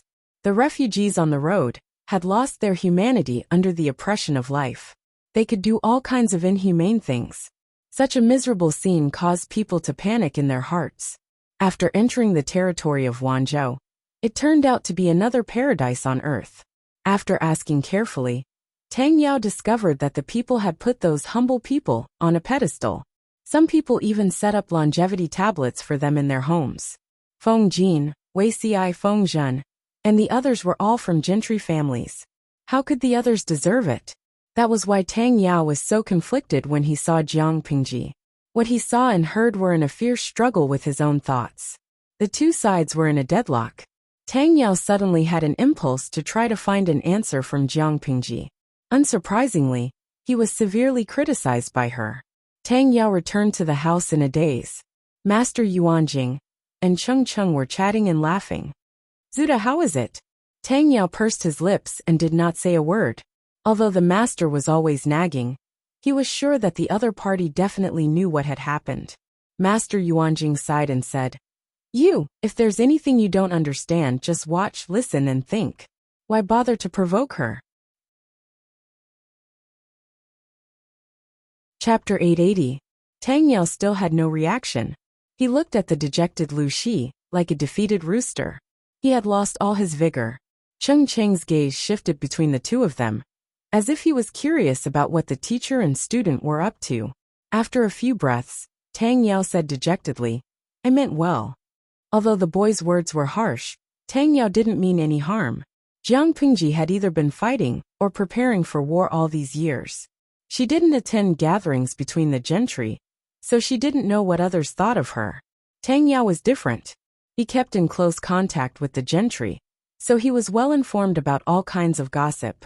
Lu Shi was the legitimate son of the Lu family in Hejian. No, the legitimate daughter. She had a rather noble background, but she didn't want to improve herself. She spent all her time with a group of lowly and immoral people. Tang Yao often heard people talking about her behind her back. Everyone said they were ashamed to be associated with her. Based on Tang Yao's worldview and standpoint, there was nothing wrong with those words. The noble families and the commoners were originally people of two different worlds. Yuanjing said, "That person's honey is my frost." Tang Yao said, "But..." His lips moved as if he wanted to say something, but he swallowed the words that were hovering on the tip of his tongue. Tang Yao was confused. Had Lu Shi not discovered the crux of the problem? What crux? Why were there so few people seeking refuge with her? In terms of fame, fortune, birth, and prestige, her overall conditions weren't worse than others. Even though she was a woman, Dongqing wasn't Zhongzhao. She hadn't suffered too much from the 4 self-accomplishment classics for women. Not to mention that she was the official governor of a province. She was in the limelight during the alliance meeting.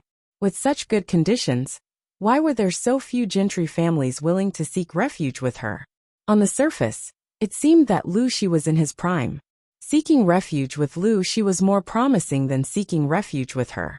In fact, there was another, deeper reason hidden within.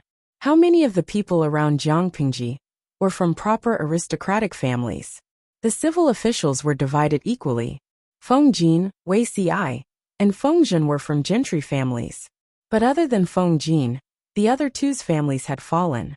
As for the generals, the situation was even worse. Except for Luoyue, who was somewhat promising, the others were all wiped out. Therefore, in terms of power structure, 80% of Wanzhou was made up of people from poor backgrounds. In the eyes of those proud and arrogant landowning households, this was just a group that couldn't be shown in public.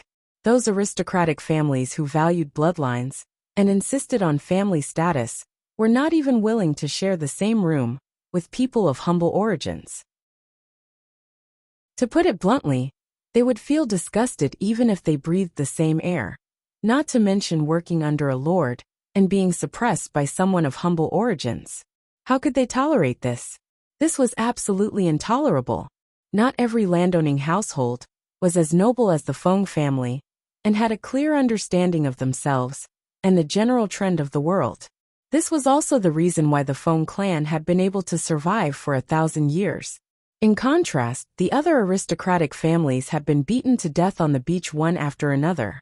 Tang Yao said that Su Ku was a sinner who had been branded, Qiguan Rang was the son of a prostitute, and Yang Si was a mixed-blood bastard. This just happened to reflect the position of power in Wanzhou in the eyes of the aristocrats. A lowly birth was an original sin. How could a lowly and immoral person be associated with them? As for those reckless martial artists who lacked literary virtue and could not be educated, they were even more despised. Dongqing had always valued literature and restrained martial arts. Coupled with their poor birth, the group of martial artists in Wanzhou was naturally looked down upon and despised.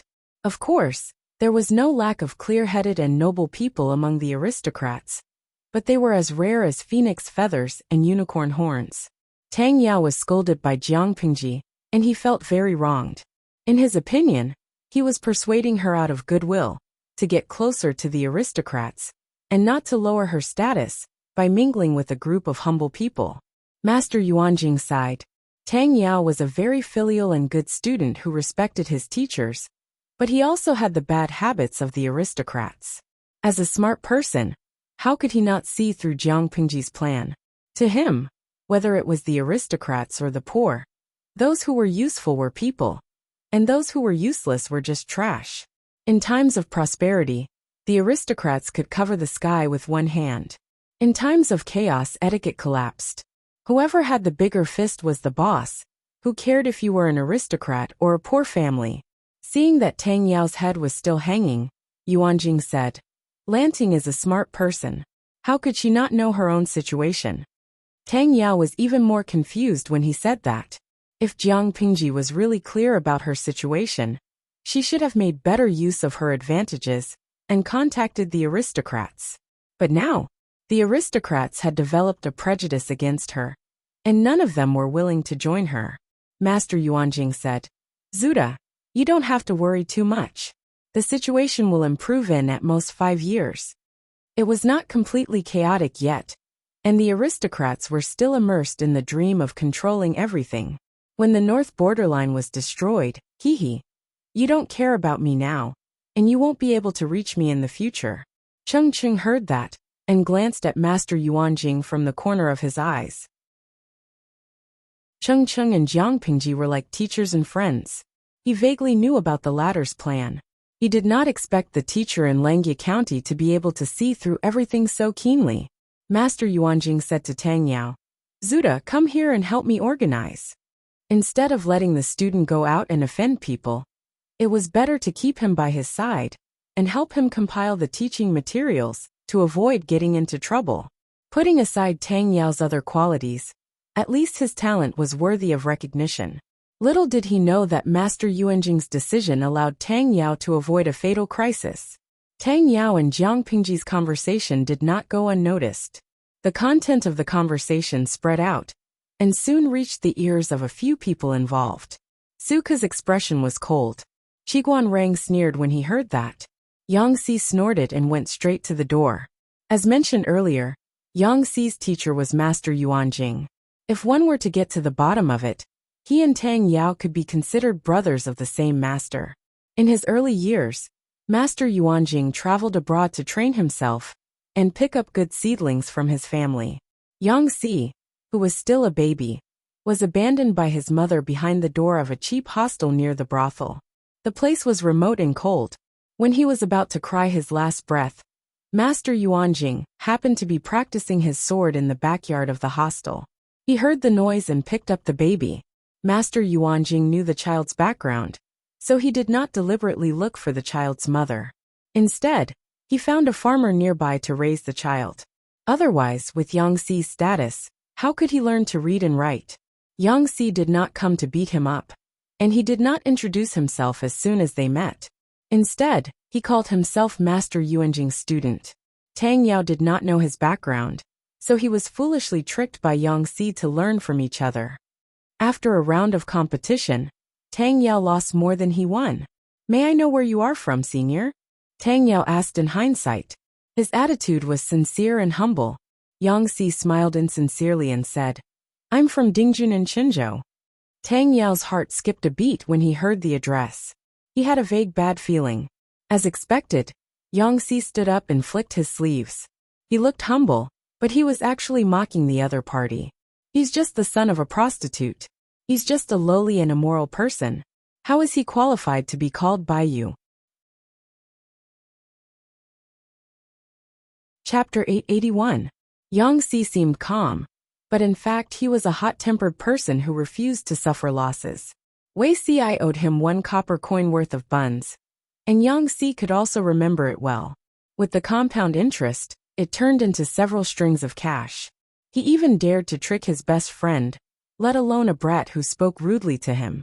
If it were not for Master Yuanjing and the Lord, Yang Si would definitely not let it go so easily. By the time Wei Si heard about Tang Yao's incident, the weather had already turned completely cold. He carefully recalled and could not help but sigh. Yang Si and Tang Yao were destined to be enemies. In his previous life, both Yang Si and Tang Yao served under Huang Song. At that time, the world was already in chaos, and the 5 kingdoms were no more. The wars between the feudal vassals became more and more intense, and the aristocratic families all took sides. Tang Yao, who had a deep prejudice against the poor, had no choice but to become an official for the sake of his family's grand plan. He chose Huang Song, who was one of the most powerful people at that time. As soon as Tang Yao arrived at Huang Song's camp, he was put in an important position and made contributions twice. He was born into a landowning household. With his addition, the landowning household under Huang Song's banner suddenly grew in power. As the lord, Huang Song did not mediate in time, inadvertently exacerbating the conflict between the two forces. The two factions fought openly and covertly, and the battle situation became more and more intense. During one of the celebratory banquets, Huang Song shared some fine wine with everyone. Tang Yao was so happy that he couldn't help but drink too much. In public, not only did he point at the mulberry tree and scold the locust tree, he even quoted classics to ridicule him as the son of a prostitute, causing Yang Si to be put on the spot. After this incident, the two of them became sworn enemies, and they were as incompatible as fire and water. At that time, the emperor had already gotten rid of the Su family and launched a sneak attack on Shui, who had a weak military force. The conflict between her and Huang Song had been made public. After the two sides rested and reorganized, they tacitly gathered their forces and prepared for a battle to the death.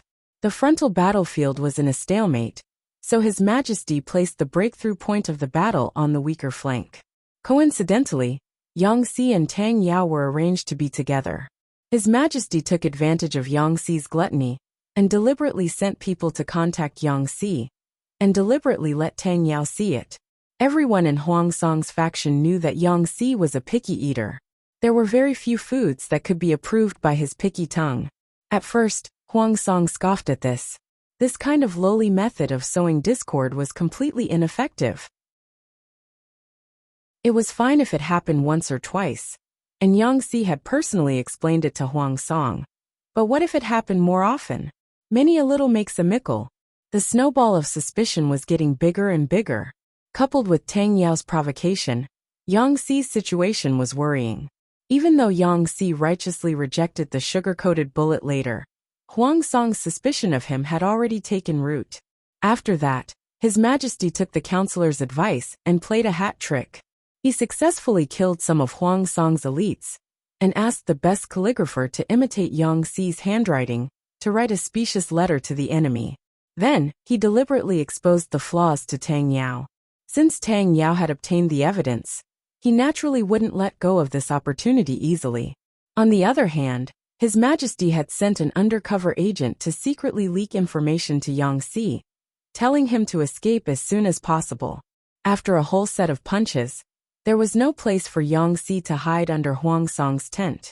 His Majesty tricked Yang Si and weakened the flank defense line in disguise. Using this as a breakthrough, he fought bravely. Because of these experiences, Wei Si's heart ached for Yang Si. It wasn't a big problem to have a little bit of a hobby, but unfortunately, he met a black-hearted opponent and a pig-like teammate. After Huang Song was defeated, Yang Si still held a grudge and returned all the humiliation he had suffered in the past to Tang Yao. Tang Yao couldn't bear the humiliation and committed suicide by hitting the wall. In this life, looking at the situation, although the two of them had conflicts, their feud wasn't too deep. At least, it wasn't to the point where they would fight to the death. Considering their relationship with Master Yuanjing, they probably wouldn't completely kill him, right? Wei Si's guess was right. The two of them would indeed not have a death feud. However, Tang Yao had also offended Su Ku and Qiguan Rang. Su Ku had a good temper and didn't care, but Qiguan Rang's resentment was no less than Yang Si's. Fortunately, Master Yuanjing had already decided to keep Tang Yao by his side and write the book seriously. He would make full use of Tang Yao's strengths and avoid competing with Qiguan Rang and the others on the same stage.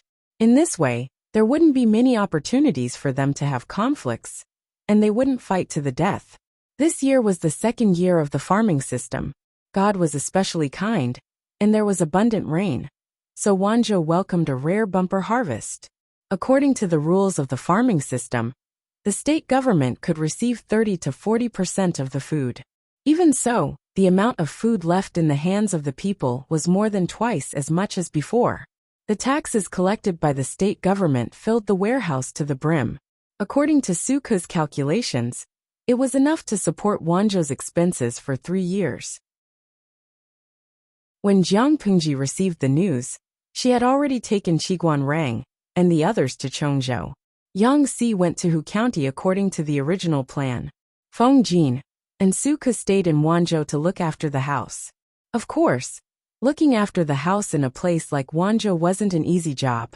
Feng Jin looked at the blueprint of the golden scale pavilion that his lord had left behind. He was so angry that his vision turned black. He deeply regretted making such a bad friend. Apart from the huge project of the Golden Scale Pavilion, he and Suke had to receive famous scholars and big shots from all over Dongqing. When the Golden Scale Pavilion was completed, it was estimated that they would welcome a large number of scholars from poor families.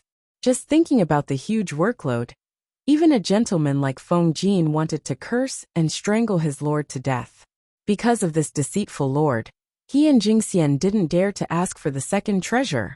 Doesn't your conscience hurt? A proper and elegant gentleman was now forced by Jiang Pingji to the point that he was about to become an iron-eating beast. Master, master, an attendant called out to him outside the door. What's the matter? Feng Jin's sword-like eyebrows were furrowed.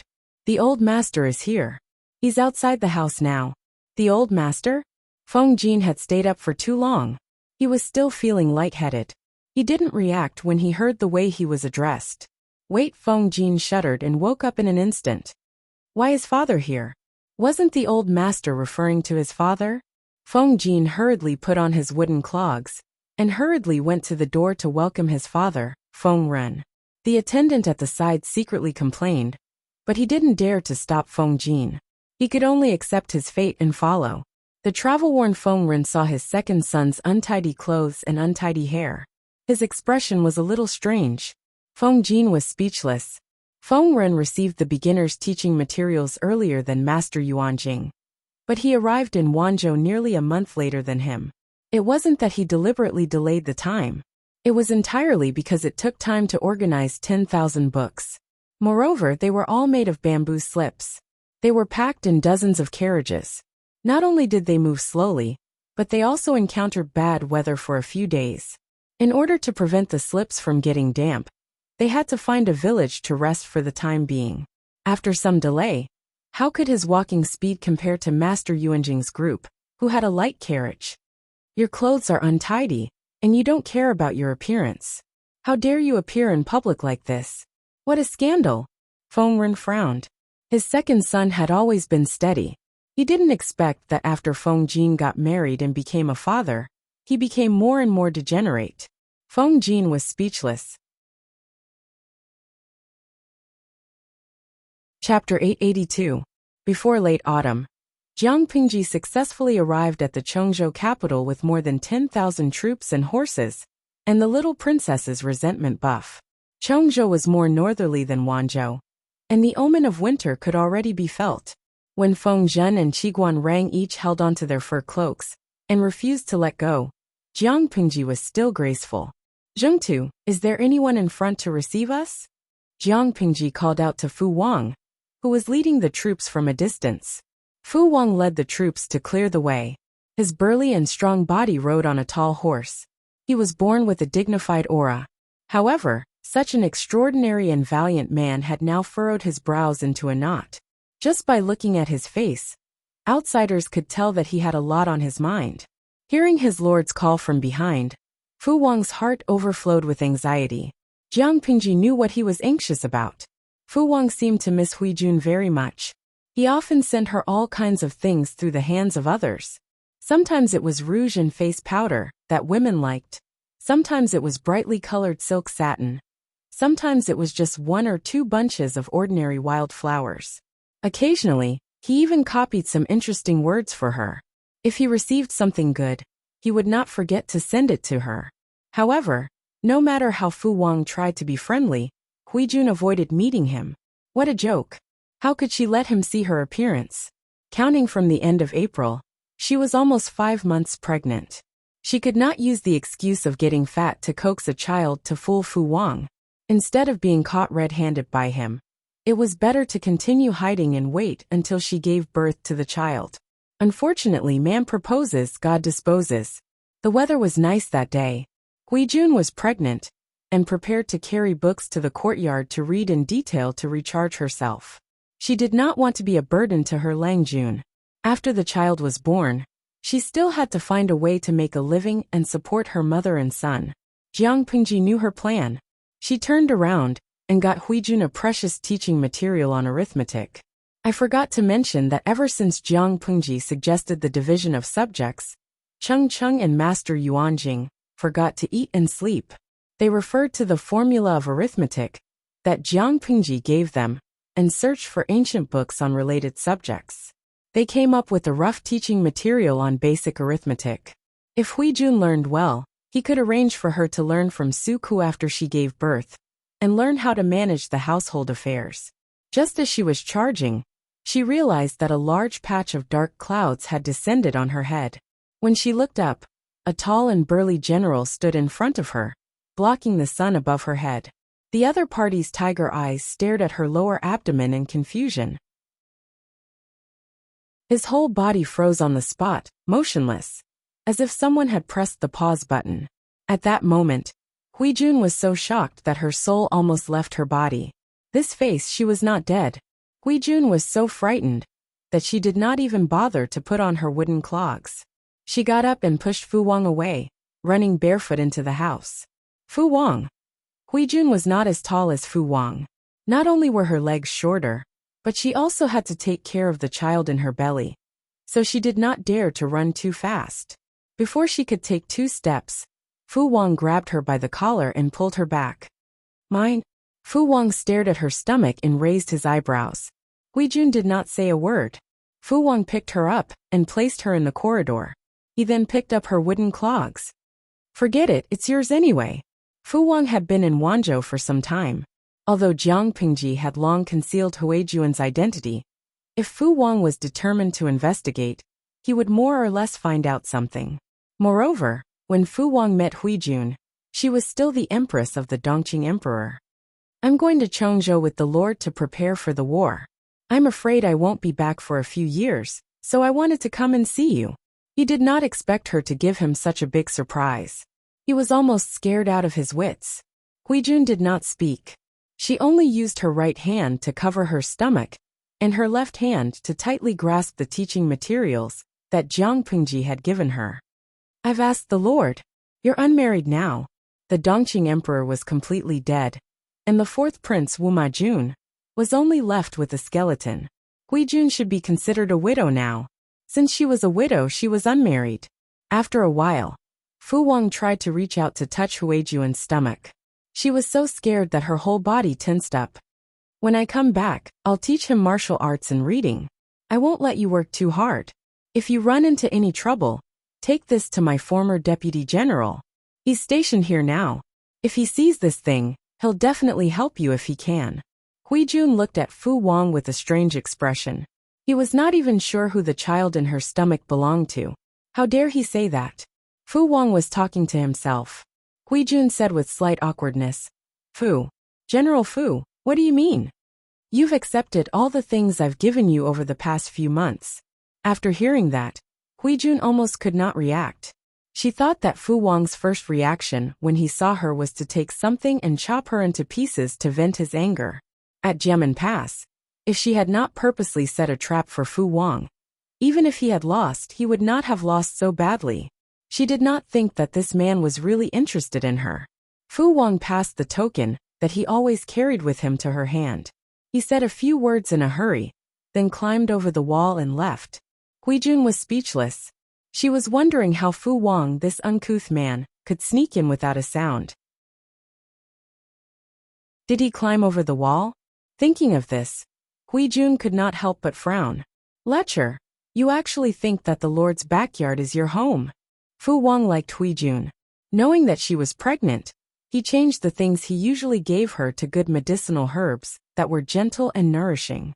As for whose child Huijun was, he did not think much about it. Song Prefecture was located in the north, and part of it was bordered by the mutated tribe. The mutated tribe was fierce and often killed people. The border was in constant chaos, causing women to lose their husbands and children to lose their fathers. After many women lost their husbands, they would still bring their ex-husband's child to marry their current husband. The current husband was also generous to his stepson, and most of them treated him like his own. This was because no one knew when something would happen to them. Raising their stepson seriously was no different from raising their own son. Fu Wang had been raised by a pack of wolves, and his adoptive father Fu Yang had brought him along. He had lived in such a tough environment for more than 10 years. Under the influence of what he saw and heard, Fu Wang did not feel too conflicted. As long as Huijun was his, Then Huijuan's child would also be his. He was currently preoccupied because when he left, he had sneaked a look at Huijun and found that her belly had grown a lot bigger. Fu Wang had once seen a woman give birth, and that had been a psychological scar for the rest of his life. There was a peasant family at the border.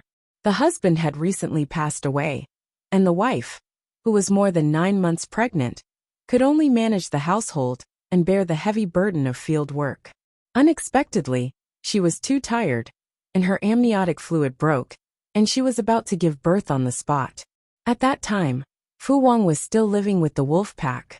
Because it was autumn, it was not easy to find food, so he could only leave the wolf pack's territory and search for prey further away. Coincidentally, he met the woman lying in the field, her legs wide open. A baby's head with fetal hair was slowly coming out of her womb.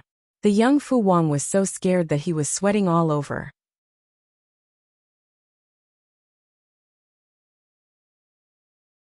Chapter 883. Knowing that Jiang Pengji had arrived, Lu Shi had already sent people to meet them. Fu Wang rode forward and found that there were many people to meet them. He glanced around and saw that the young man in front was dressed in brocade clothes. His face was somewhat similar to his lord's. Fu Wang knew that his lord had a younger brother. Seeing the young man's appearance, he could roughly guess his identity. He stepped forward and asked. The young man smiled and introduced himself, confirming Fu Wang's guess. The young man's figure was on the thin side, and his appearance was delicate and elegant. He was dressed in exquisite luxurious clothes, and his head was covered with a glossy fur coat. Just by standing there, outsiders could tell at a glance that he was an ignorant young master of a wealthy family. He was a naive child who was ignorant of worldly affairs, like a completely harmless kitten. Seeing the young man's outfit, Fu Wang labeled him in his heart a weak rookie. After all, he was the lord's younger brother. Fu Wang got off the horse and bowed to him. I heard that my sister is here. Can you take me to see her? The young man quickly helped Fu Wang up. His smile was pure and clean, just like the pure white snow on the mountain peak. It made people unwary. Fu Wang had never heard that his lord was close to her younger brother. But he had never heard any bad rumors either. Seeing that the young man was so excited and eager, Fu Wang's cold expression softened slightly. He stood up straight. His tall and burly body made the young man feel inferior. Of course, Fu Wang got on the horse again. The young man also asked his servants to bring his mount over. His movements were clumsy, and he climbed up the horse with some difficulty. Because of the waste of time, the young man smiled at Fu Wang a little embarrassedly after he sat down. General, please lead the way lest my sister gets anxious. Fu Wang didn't comment. He led the young man to see Jiang Pengji. The young man sat on the back of the horse. He held the reins with one hand and clumsily pressed his hair scarf with the other. He used his arm to block the whistling autumn wind. Seeing that, Fu Wang could not help but label the young man as a good-looking but useless vase. He was a man, but he was so rusty in horsemanship. It was really embarrassing. Fu Wang silently led the way and brought the young man to Jiang Pengji. When the young man slowly appeared in the camera range of the streaming room on a tall horse, the audience was already screaming. Xiahou Zixuan. Oh my God, I just saw my first love. Lian Mianzi. How shameless. That's my baby's fiancé. Which little b*** th wants to snatch him from my baby. Nongfu Shangquan Yudiangshuan. Don't you think that this young man looks a bit like the streamer? I remember that when the host was studying in Langi, he was also dressed like a rich young man, and it was even more similar when he was riding a horse. However, their auras and mental appearances were different. The host was even more spirited. This little brother was like a rich young master who had walked out of a painting. Lao Siji Lianmeng. They do look alike. Are they relatives of the host? That might not be the case. After all, it was an ancient clan society, and there were quite a lot of relatives. Speaking of which, I quite missed the way the host dressed as a man. This way, I could at least be comforted. The other party was a cute girl with a penis, and I could even dream of marrying her. Now that he had changed into women's clothing. It was a long story. Cafeteria Daffin Auntie. I've been following the live stream for so many years, But I never expected you to be such a beast in human form. The live broadcast room was still a sea of red bullet screens. Occasionally, a few pitiful blue bullet screens floated by, but they were instantly drowned by the sea of red. Due to the huge changes in the live broadcast room, the former hardcore fans were cleared out, and now the audience was much more obedient. Jiang Pingji could occasionally see a few blue bullet screens with normal content. Xingyi Yisheng. Someone told me that the host of this live stream has changed, but I didn't believe it. After coming here out of admiration, she realized that her style was completely different from before. She was indeed a proper streamer. The drawing style was normal, and the only flaw was that the plot was boring. Who got single first is a dog. Looking at this handsome boy, I suddenly remembered Chao Da's description of Jia Baoyu. Her face was like the moon in mid-autumn, her complexion like the flowers at dawn in spring. Her hair was like a knife, her eyebrows like an ink painting, her nose like a hanging gall, and her eyes like autumn waves. Although she was angry, sometimes she seemed to be smiling, and sometimes she looked at him with anger and affection. In the past, when he was thinking about it, he didn't have a clear impression of it. Now he finally had an idea. What's the name of this little brother? Seeing the two blue bullet screens, the red bullet screen viewers were also shocked. Following that, the red bullet screen asked in astonishment, "So there's a chowder in your dimension too?" Sure enough, different dimensions, same civilization. In comparison, all the people in the dimension spoke Mandarin, which didn't seem to be a big deal. Jiang Pingji looked at the bullet screen with interest. Seeing the audience mention the unfamiliar little brother, she couldn't help but shift her gaze to the distance. Sure enough, the young man in embroidered clothes who appeared in the camera was riding a horse behind Fu Wang. He also noticed her. When their gazes met, Jiang Pingji could clearly feel the joy emanating from him. "Sister!" The young man in embroidered clothes shouted from afar.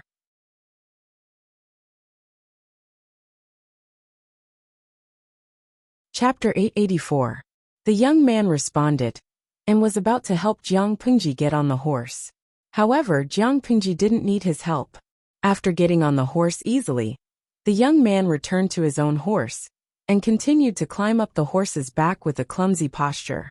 Jiang Pingji was amused. "You're not good at riding?" The young man shook his head and said shyly, "It's too tiring to ride. My legs and waist hurt." Jiang Pingji said, "You have to learn it well. You can't neglect it just because you're afraid of pain and tiredness." The young man smiled. "You're right. I'll learn it well." Jiang Pingji followed him, and saw the smile on the young man's face. She couldn't help but ask him, "Although you and I are brother and sister and live in the same house, we haven't seen each other for years. Our relationship is weak. But looking at you, you seem to like me very much?" Her question was quite straightforward and to the point. The youth in embroidered robes was dumbfounded. After all, even if they didn't have a good relationship, they had to pretend in front of outsiders. Why would they see through the facade? The young man thought about it, and answered honestly. He said, "Although you haven't seen me before, I often hear about you from the servants. I've been longing for you for a long time. What's more, if you didn't mention me to father, he wouldn't have brought me from my hometown in Hejian to his side. Although you won't believe me, I'm really grateful. I want to thank you personally." Lu Shi rarely asked about the sons and daughters of the concubines in the backyard. Before that, the young man had only seen Lu Shi a few times.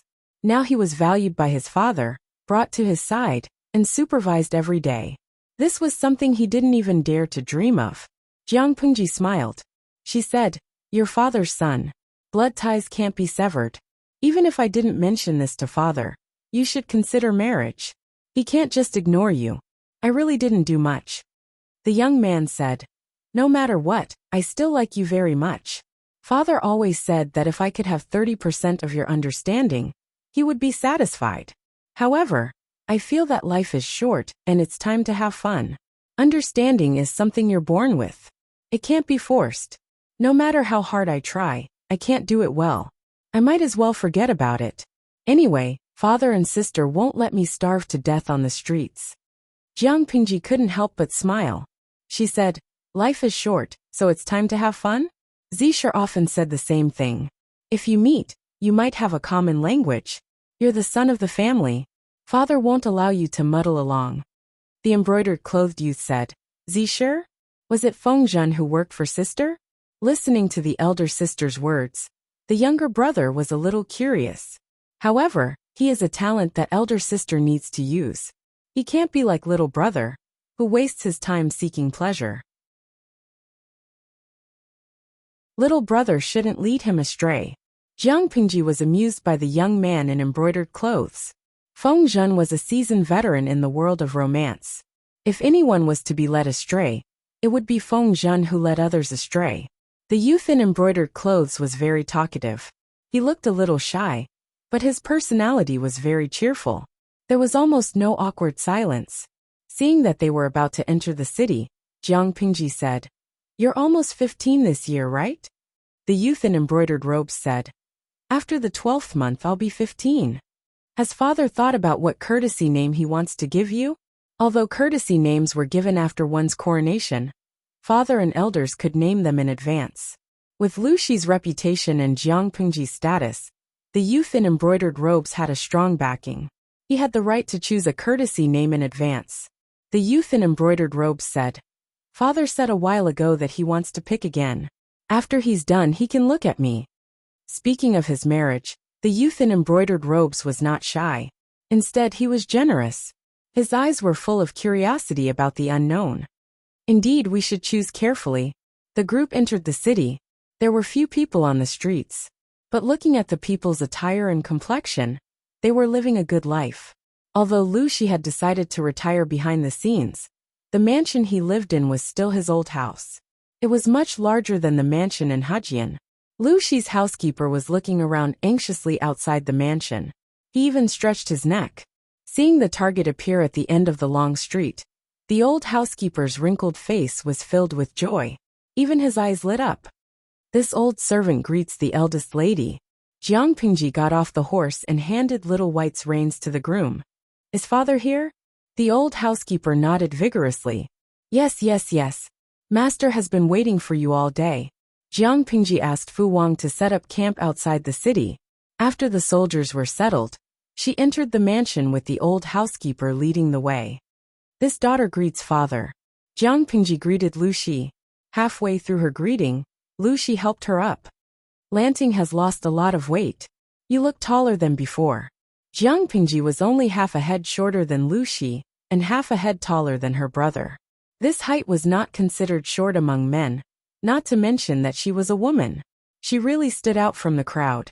Whether it was Jiang Pingji or Lu Shi, neither of them liked to stir up emotions. The youth in embroidered robes said, "Father, I think she is tired from the long journey. Why don't you ask someone to prepare some hot soup and help her change?" Lu Shi said, "Zhao is right. I was too careless." Then he called for the servant girl.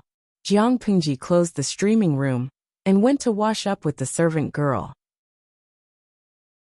"This room doesn't look like it was cleaned recently," the servant girl said. "It has always been here. Master has prepared it for you since he came here." Jiang Pingji looked down. "Thank you, father." She took a good bath, and the servant girl brought in luxurious clothes and turtle shell jewelry. After dressing up, she looked at the woman in the bronze mirror and curled her lips stiffly. It was the first time she dressed up like a woman since her transmigration. She put on makeup and put on the best clothes. She and the youth in embroidered robes looked like sister and brother. It was as if they came from the same womb. Jiang Pingji looked down and picked up a sandalwood brocade fan from the servant girl's plate. "Let's go." Jiang Pingji went to the main hall and found a few unfamiliar faces there. They were all dressed in formal attire.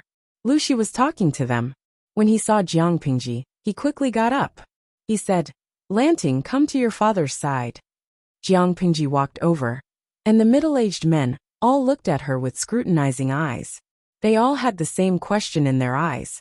Was this the woman chosen by the magistrate of Liuzhou? Some people snorted disapprovingly, some were deep in thought, and some closed their eyes. They behaved like outsiders. Jiang Pingji did not need Lu Shi to introduce them. She knew that they must be related to the aristocratic families of Chongzhou.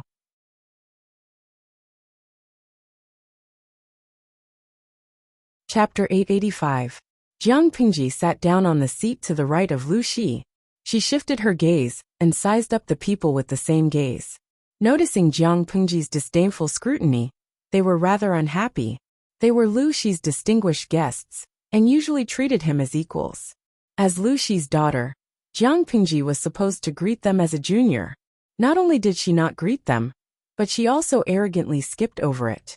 Now she was looking at them with such a rude gaze. For a moment, everyone was a little unhappy.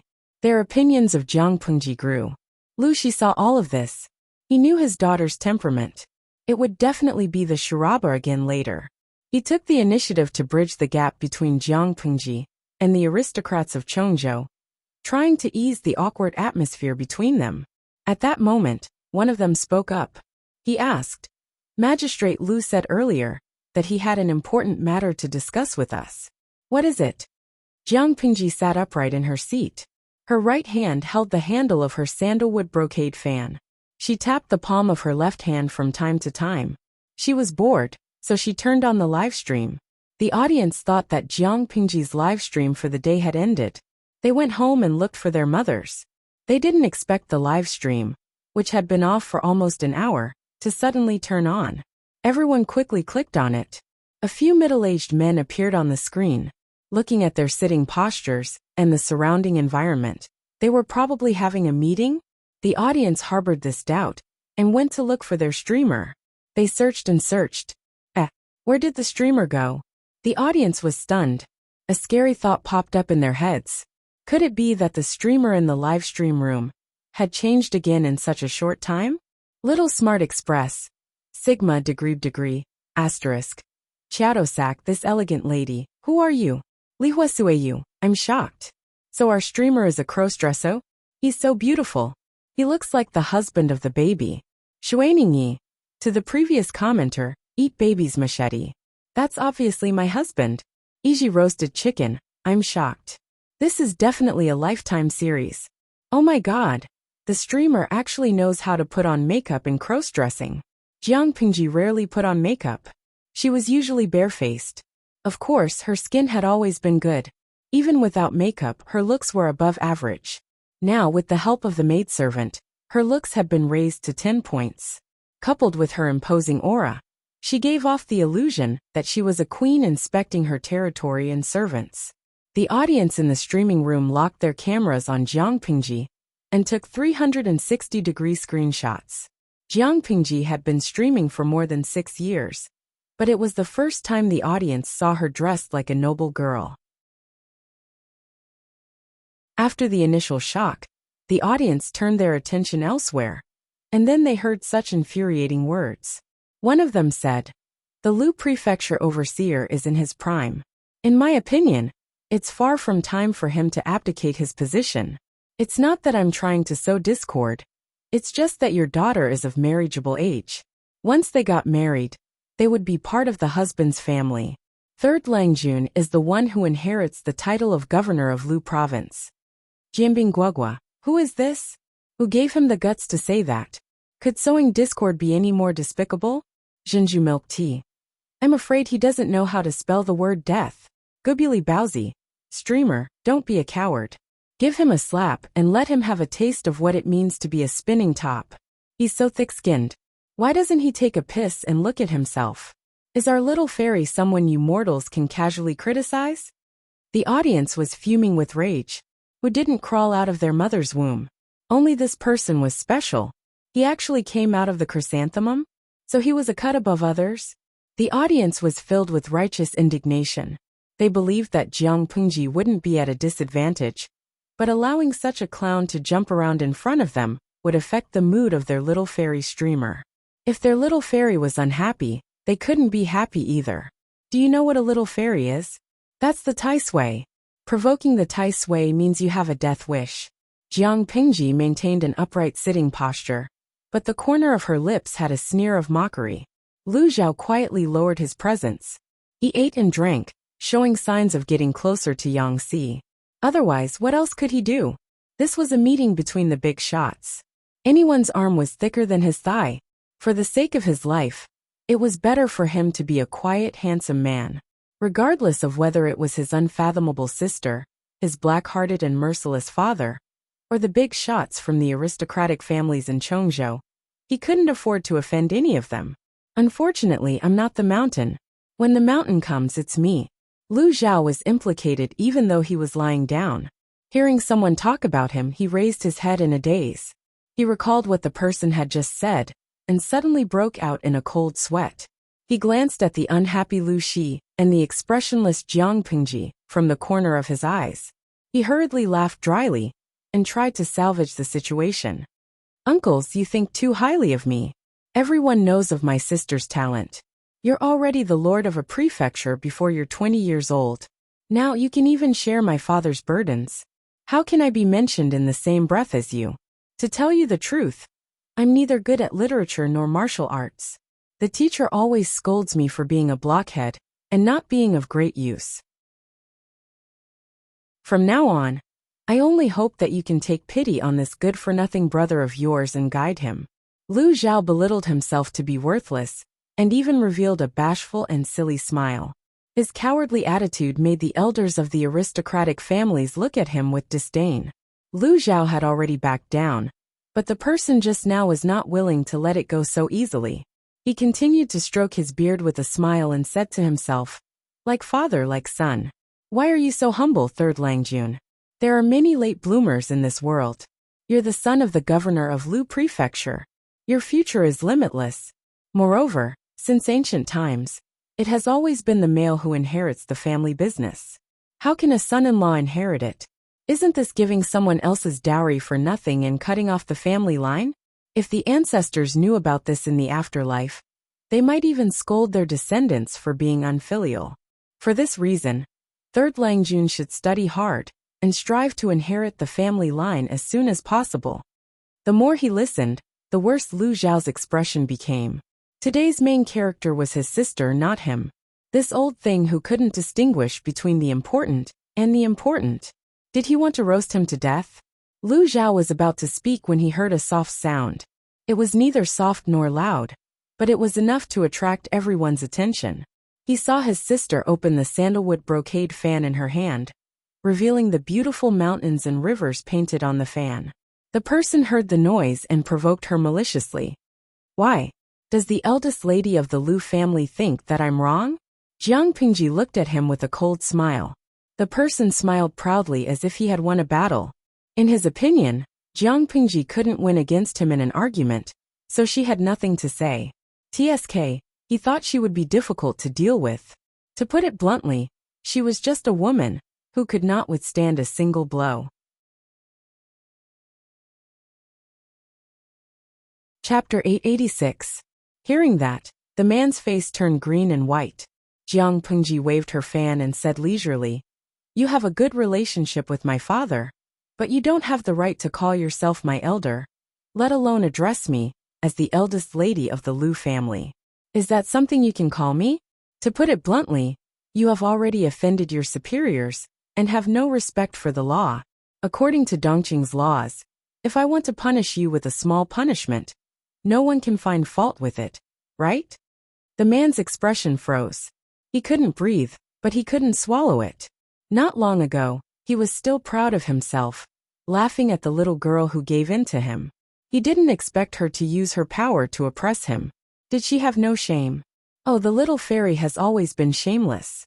To prevent Jiang Pingji from continuing to attack him, he could only tidy up his state of mind and solemnly pay his respects. Just now, Jiang Pingji suddenly stabbed him in the heart.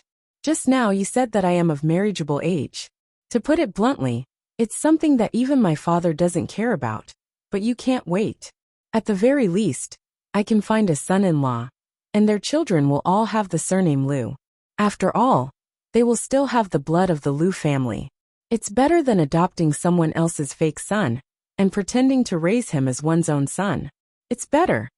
After she finished speaking, she looked at him with a faint smile. She raised her hand and closed the sandalwood brocade fan, tapping it rhythmically on her palm. The man's expression became extremely ugly.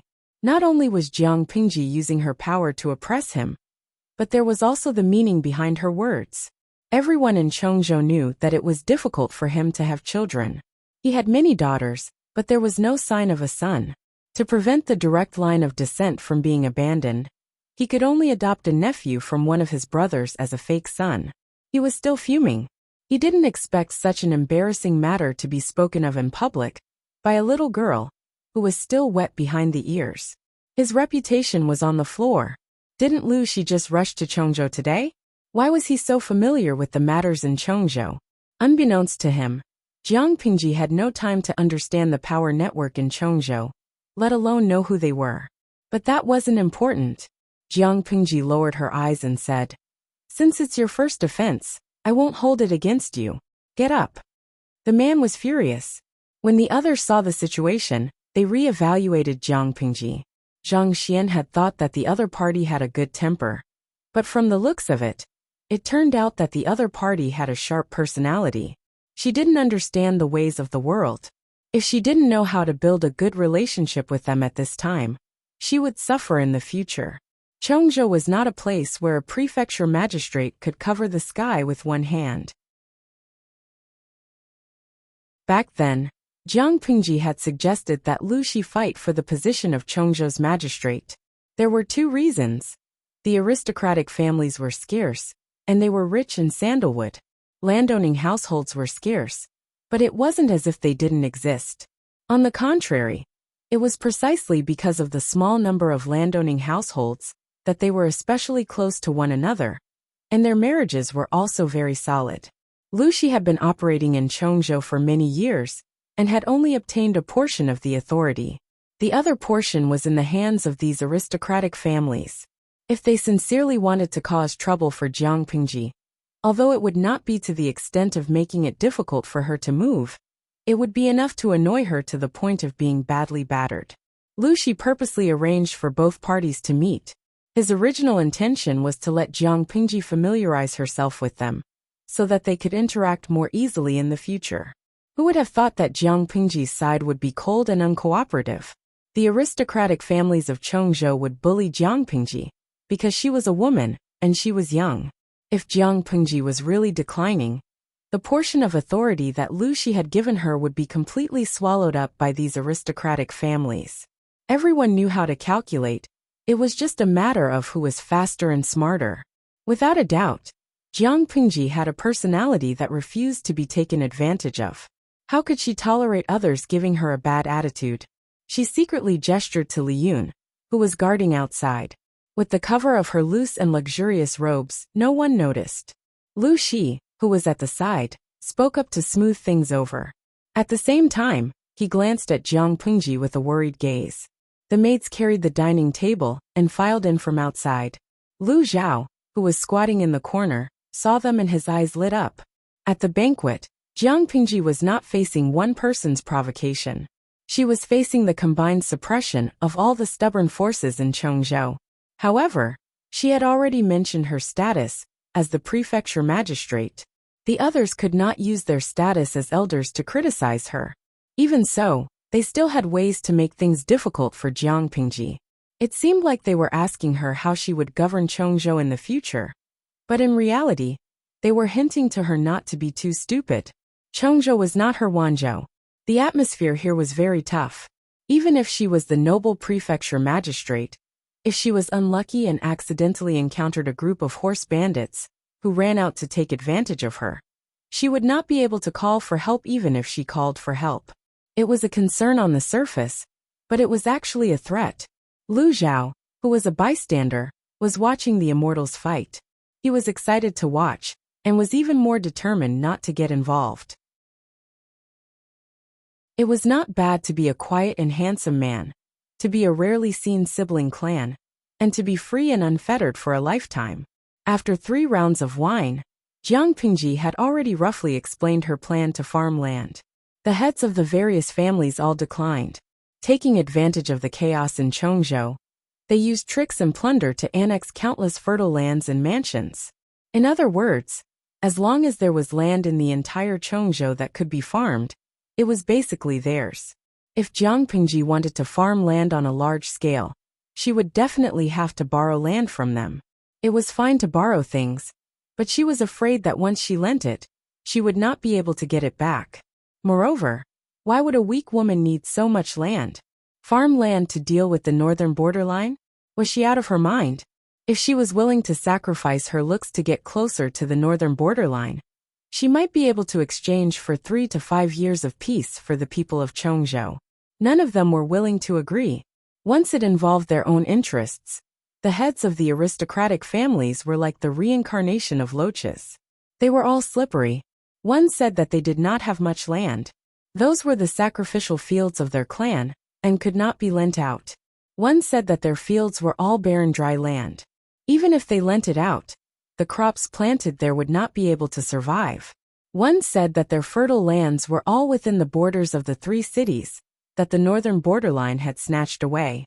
In name, it was theirs, but in reality, it was all the northern borderlines. There were also people who complained that they were poor. It was not a problem to borrow the land, but they had to pay high rent. They could not let their families starve. Other than that, there were all kinds of reasons that emerged endlessly. It made people speechless.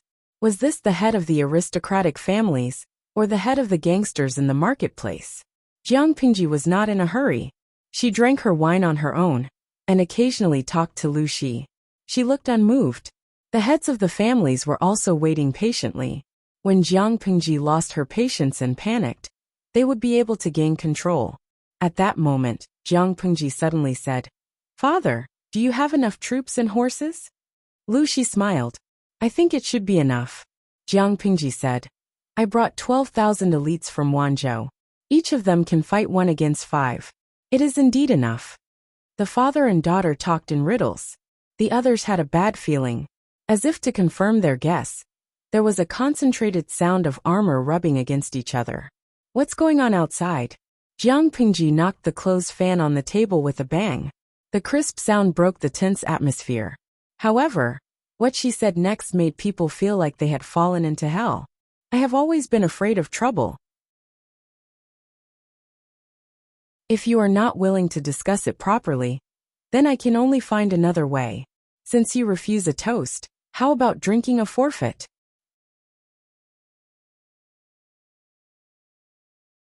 Chapter 887. Everyone was shocked by the turn of events. They did not know that Jiang Pingji was not only a little fairy, but she was also a devil that they could not afford to offend. She flashed her knife at the slightest disagreement. She was completely different from the flirtatious and cheap people they had met before. After all, they were the leaders of the aristocratic families. They only panicked for a while before they calmed down and directed their words at Lu Shi. "Magistrate Lu, what do you mean by this? You sent out invitations and invited us here for a discussion. I didn't expect it to be a planned trap. Could it be that you and your daughter want to resort to violence? Chongzhou is not a place where you and your daughter can do whatever you want. Magistrate Lu, you and I have been officials of the same court for many years. We have a good relationship. Do you really allow your evil daughter to commit murder and threaten us?" Everyone was talking at once. Although they looked calm, they were still uneasy, judging from the dense footsteps outside. If Lu Shi and his daughter refused to let them go, they would not be able to escape even if they had wings. Lu Shi did not react from beginning to end. He only had a faint smile on his face, as if he was watching a farce of monkeys. Lu Zhao, who was watching from the sidelines, was stunned. He hurriedly took 2 steps on his knees. Before he left, he did not forget to grab a luxurious brocade fan with a strong fragrance. "Sister, look at your posture. Don't hurt your brother by mistake." Lu Zhao stumbled to Jiang Pingji's side and looked pitiful. He was born shy, but now he deliberately acted obedient. He pulled Jiang Pingji's sleeve with one hand. He looked weak and helpless, but he could not be hated. Jiang Pingji smiled and used the sandalwood brocade fan in her hand to hit his hand. He felt a little pain and let go. His eyes were full of pity. Seeing him like that, Jiang Pingji said, "Stay here. Don't run around. Otherwise, I'm afraid I won't be able to protect you when things get chaotic." Lu Zhao nodded heavily, as if he took her words as an imperial edict. After his heart calmed down, he once again leisurely watched from the sidelines. As he expected, his elder sister, who he did not know the limits of, had terrifying combat power. She would make a big deal out of a disagreement. Although it was a little rough, It was still a good way to establish her authority. One could not use elegant methods to deal with gangsters, Jiang Pingji said. What do you mean by indulging your daughter to commit murder? When did I want your lives? The faces of the leaders of the aristocratic families changed. They hadn't expected Lu Shi to be determined to retire. If that was not the case, he would have spoken out to explain or mediate the situation, instead of watching from the sidelines and letting Lu Shi control the situation. Huh? If they didn't have any ill intentions, why would they send troops to besiege us? One of them sneered and said, in this old man's opinion, it's clear that they failed to borrow the land, so they resorted to force and tried to seize it by force. Jiang Pingji raised her eyelids and said with a sarcastic smile, snatch? Isn't it? Jiang Pingji said. In my opinion, this shouldn't be considered robbery. You took it from the hands of the common people by force, forcing them to leave their homes and have nowhere else to go. Now that I have taken the stolen goods from your hands, I am also enforcing justice on behalf of the heavens. How can you say it is robbery? The audience in the streaming room kept cheering for Jiang Pingji. Many of them called until they ran out of phone bills. Yes, a head-on confrontation. A group of old fellows dared to bully their little fairy. They must be out of their minds. Zujie's Haonan. Streamer, confront them head-on. Don't be a coward, we strongly support you. Lanky Yubos. I hate these insatiable vampires the most. According to the streamer's previous analysis, the land in Chongzhou that can support large-scale farming has all fallen into the hands of these vampires.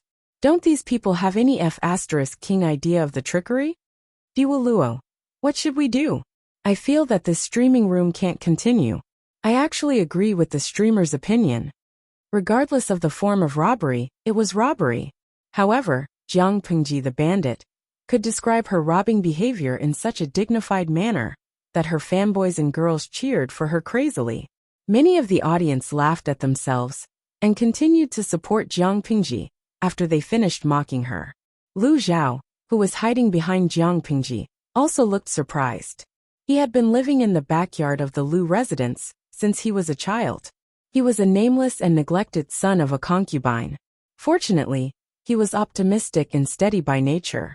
The servants did not treat him harshly, so he gradually got used to muddling through his days. However, deep in his bones, he still had the ambition of a normal person and the desire to pursue the strong. Jiang Pingji's domineering attitude, on the contrary, shocked and fascinated him. It was as if something had suddenly poked at his weak spot. Yes, sister said that it wasn't robbery, so it wasn't robbery. Lu Zhao stuck his head out to support Jiang Pingji. A lean and strong hand pressed on his head and pressed him back. Jiang Pingji said, just stay at the side and watch the show. Who allowed you to speak? As soon as she finished speaking, two tall and strong men of different styles walked in from outside. Both of them wore awe-inspiring armor. Upon closer inspection, it was Fu Wang and Li Yun. The two of them bowed to Jiang Pingji and said, greetings, my lord. Fu Wang continued, my lord, the arrangements outside have been completed. Jiang Pingji smiled and said, did you find the assassin? Everyone was dumbfounded. There was an assassin? Why didn't they know? An ominous premonition arose in the hearts of the leaders of the aristocratic families. The assassin is here, Fu Wang said. Jiang Pingji said, good. She stood up gracefully and raised her hand to unsheath the luxurious sword hanging from Lu Zhao's waist. Who is the assassin? Fu Wang said, the assassin tried to assassinate my lord just now, but unexpectedly, my lord has extraordinary skills and escaped the assassination attempt.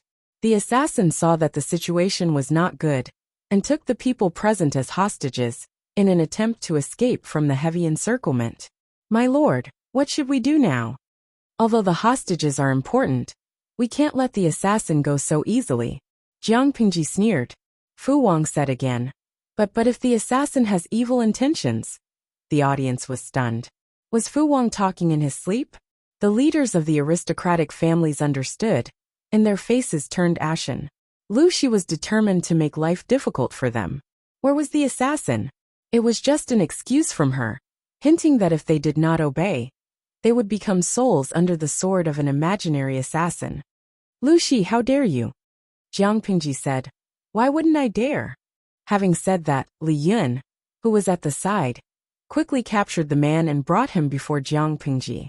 The man tried to struggle, but Li Yun's grip was too strong. He could not move an inch. Bah! If you have the guts, then kill me. Otherwise, I'll make sure you regret it in the future. Jiang Pingji said. Since you've said so, how can I let you live? As soon as she finished speaking, everyone revealed a startled expression. Did she want to kill him? Before he could restrain his expression, his body was pierced by the luxurious sword that looked like a work of art. She actually killed him.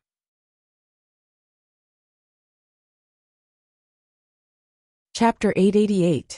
Pulling out the long sword, the man's body was like a mountain of flesh.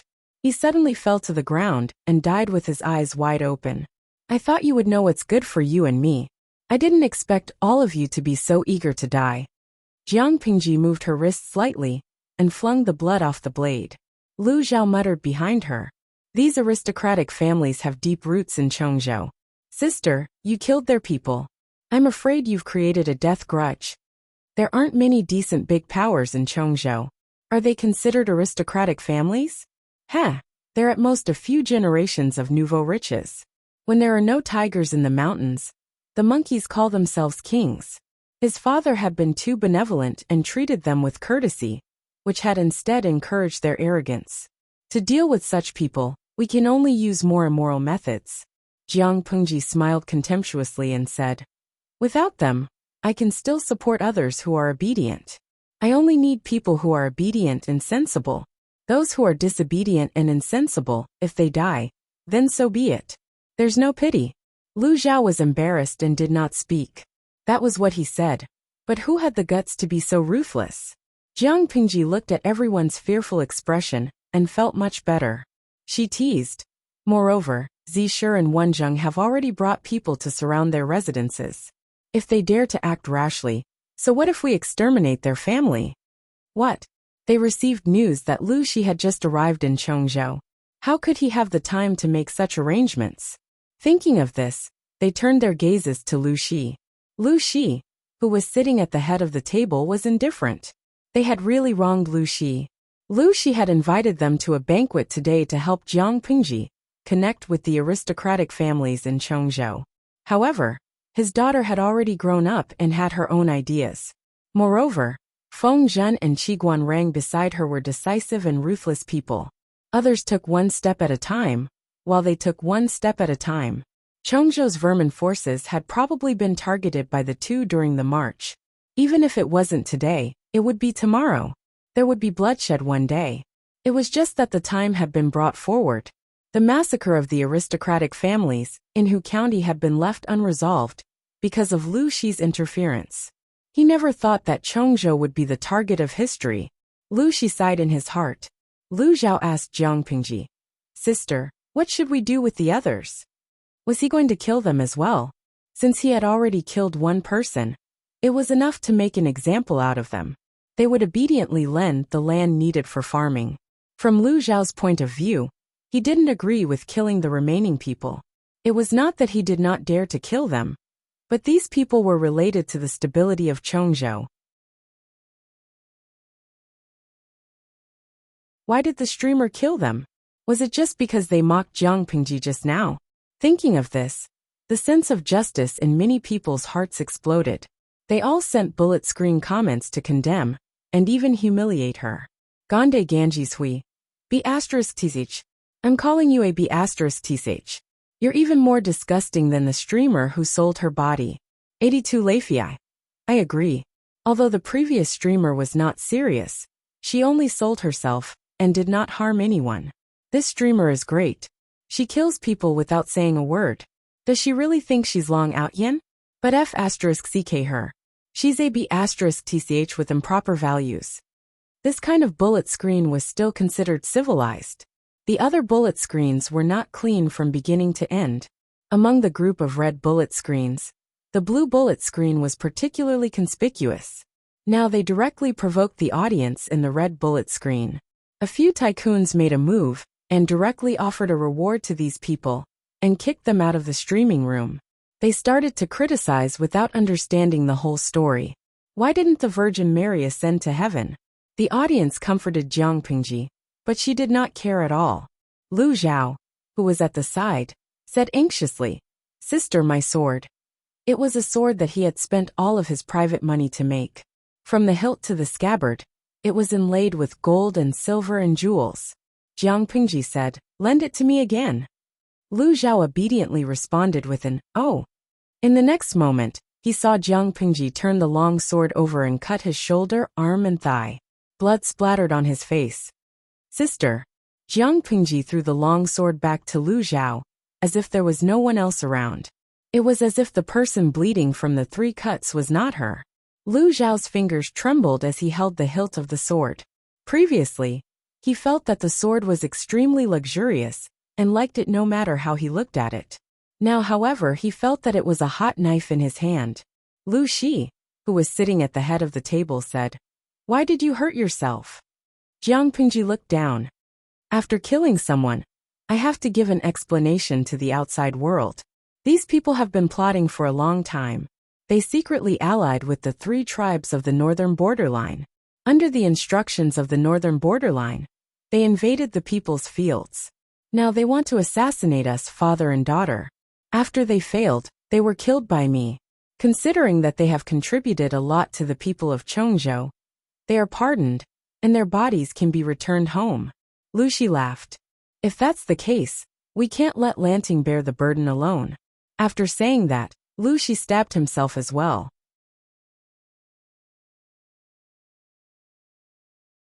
Chapter 889. Sister. Sister.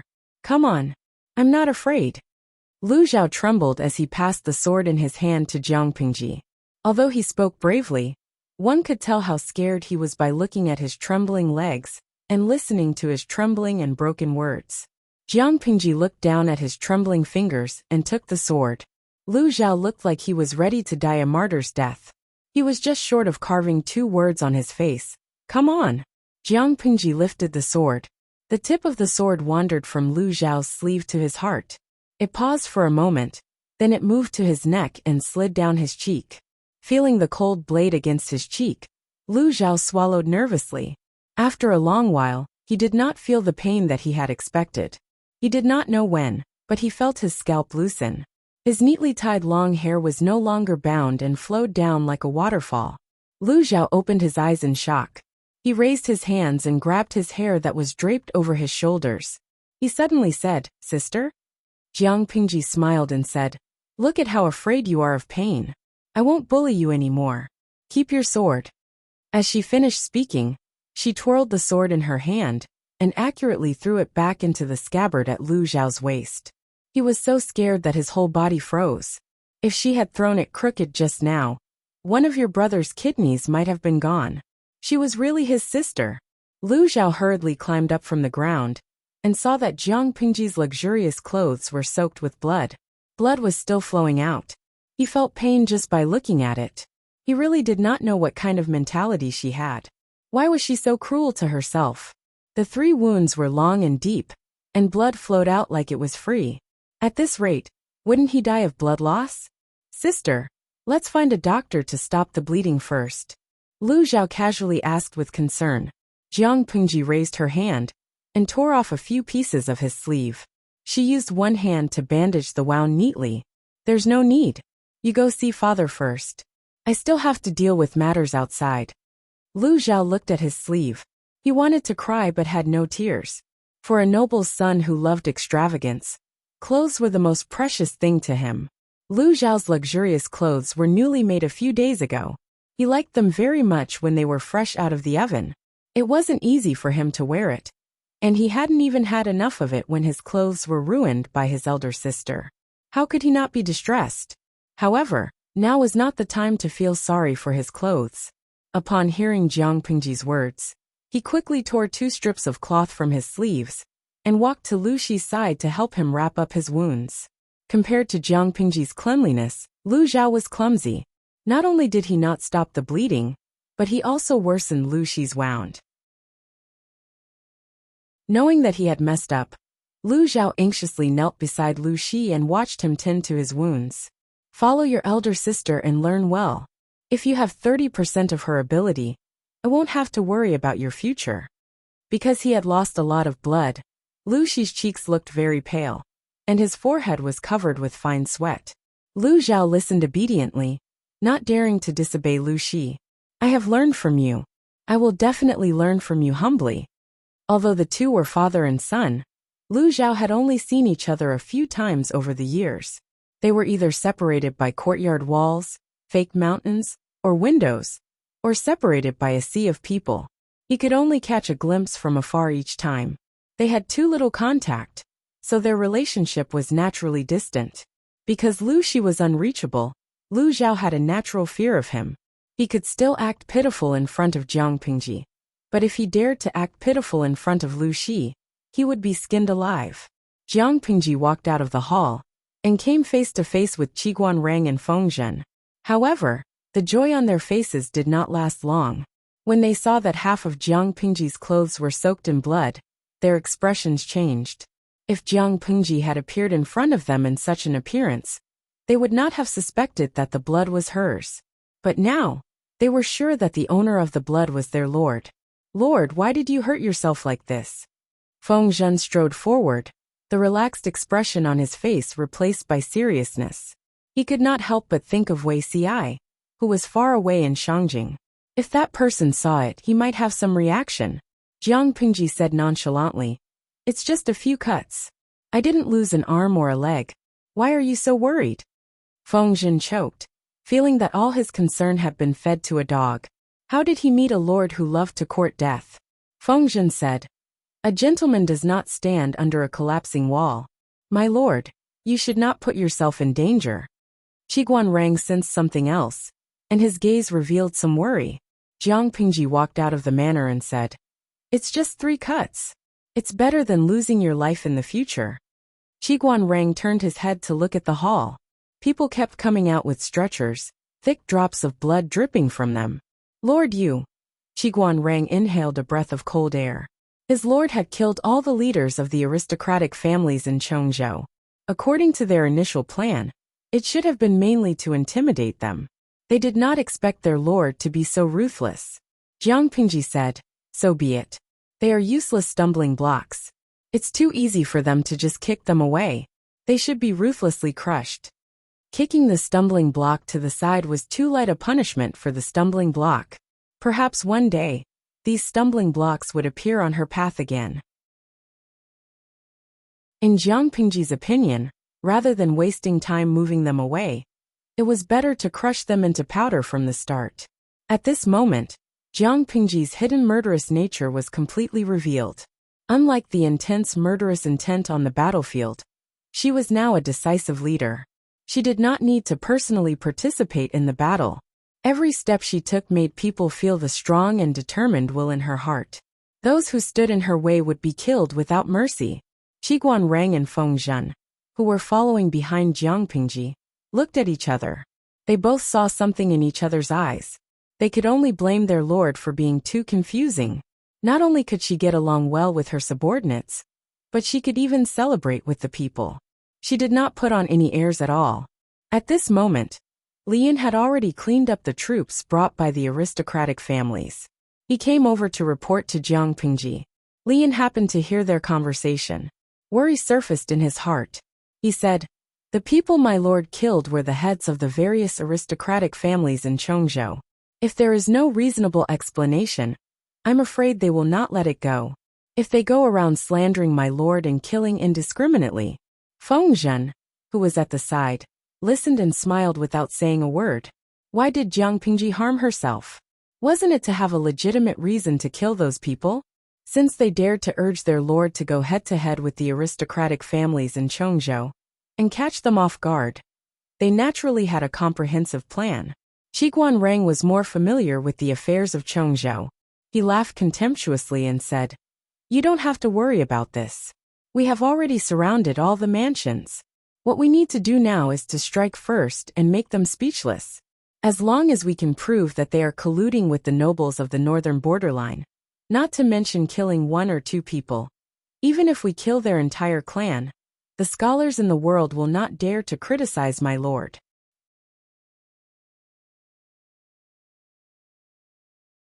Chapter 890. A few years ago, the various aristocratic families in Cheongjo took advantage of the pressure of the northern borderline army to spread rumors and slander. They used trickery and robbery to snatch away the land and houses that the people relied on to make a living from their hands, forcing them from good citizens to become refugees. How many lives were lost? This kind of method was not a big deal for landowning households.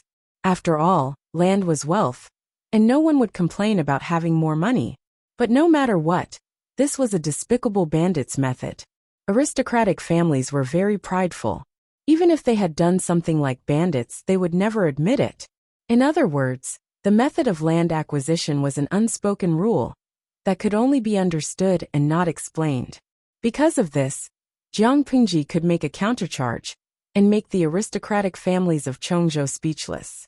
She said that the aristocratic families of Cheongjo and the royal court of the northern borderline were flirting with each other. And even under the instructions of the 3 tribes of the northern borderline, they wantonly seized the land of the people of Cheongjo in preparation for the army of the northern borderline to enter Cheongjo. Logically speaking, there was nothing wrong with these words. She only needed to use this reason to fabricate a few forged letters to the enemy. In addition to the wounds on Lu Shi and Jiang Pingji, it would be enough to make the aristocratic families in Cheongjo suffer in silence. After all, more than 90% of Cheongjo's farmland had indeed been divided up by them. It was irrefutable evidence, and he couldn't deny it even if he wanted to. Of course, this was only a battle at the level of public opinion. The decisive factor was still the army. If these aristocratic families dared to truly rebel against her, she would dare to massacre them all. She wanted to see whether the lives of 1 or 2 people and their fields were more important, or the lives of their entire clan.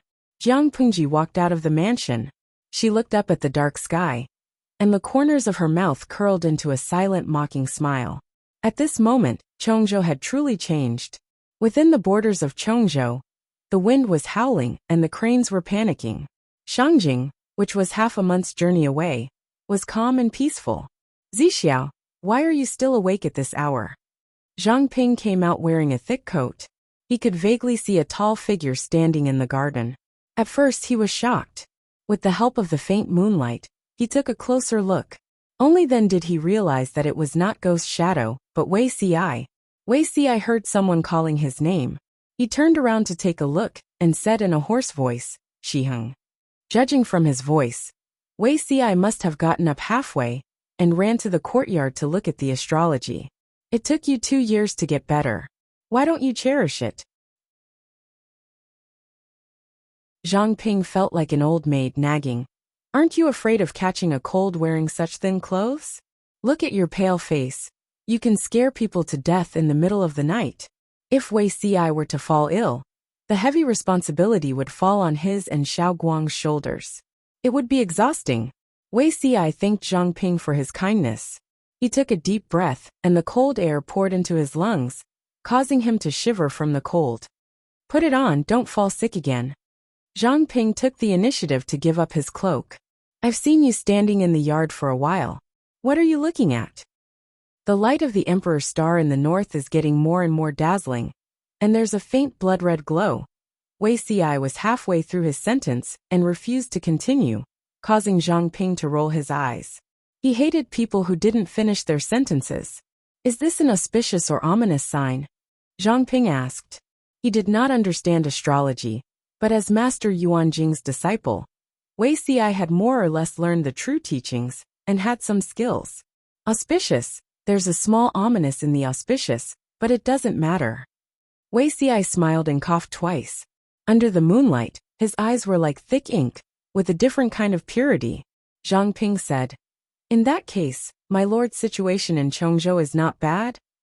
Wei Ci said, just from the astrology it should be good, but I'm still a little worried. Zhang Ping laughed and teased. What are you worried about? My lord is protected by both civil and military people. Whether it's Wenzheng, Zhishi, Fujingtu, or Hanmei, they are all outstanding people. Not many people can go around them and hurt my lord, right? Zixiao, you're being too worried. Rather than worrying about this, it was better to go back to the house and rest early. There was still a lot of work tomorrow. No, you don't understand. Wei Xi suddenly remembered Monk Liaochen's words. Many years have passed. Wei Xi would record the astrology whenever he was free. Just as Monk Liaochen had said, the change in the emperor's aura was indeed strange. According to my lord's actions all these years, the increase in the emperor's aura should be showing an upward trend. However, when Wei Xi sorted out the data he had recorded, he was surprised to find that the growth trend had become a strange slanted upward wave pattern. In other words, the emperor's aura had indeed been stolen by someone, and the frequency of the theft was rather stable. Until now, the demon who stole the emperor's aura had not been caught. He was really worried. How could mortals fight against unnatural creatures? Even someone as tyrannical as his lord could not do it. Thinking of this, Wei Xi felt that he should find some time to visit some capable people and see if they had any news. The night wind was chilly.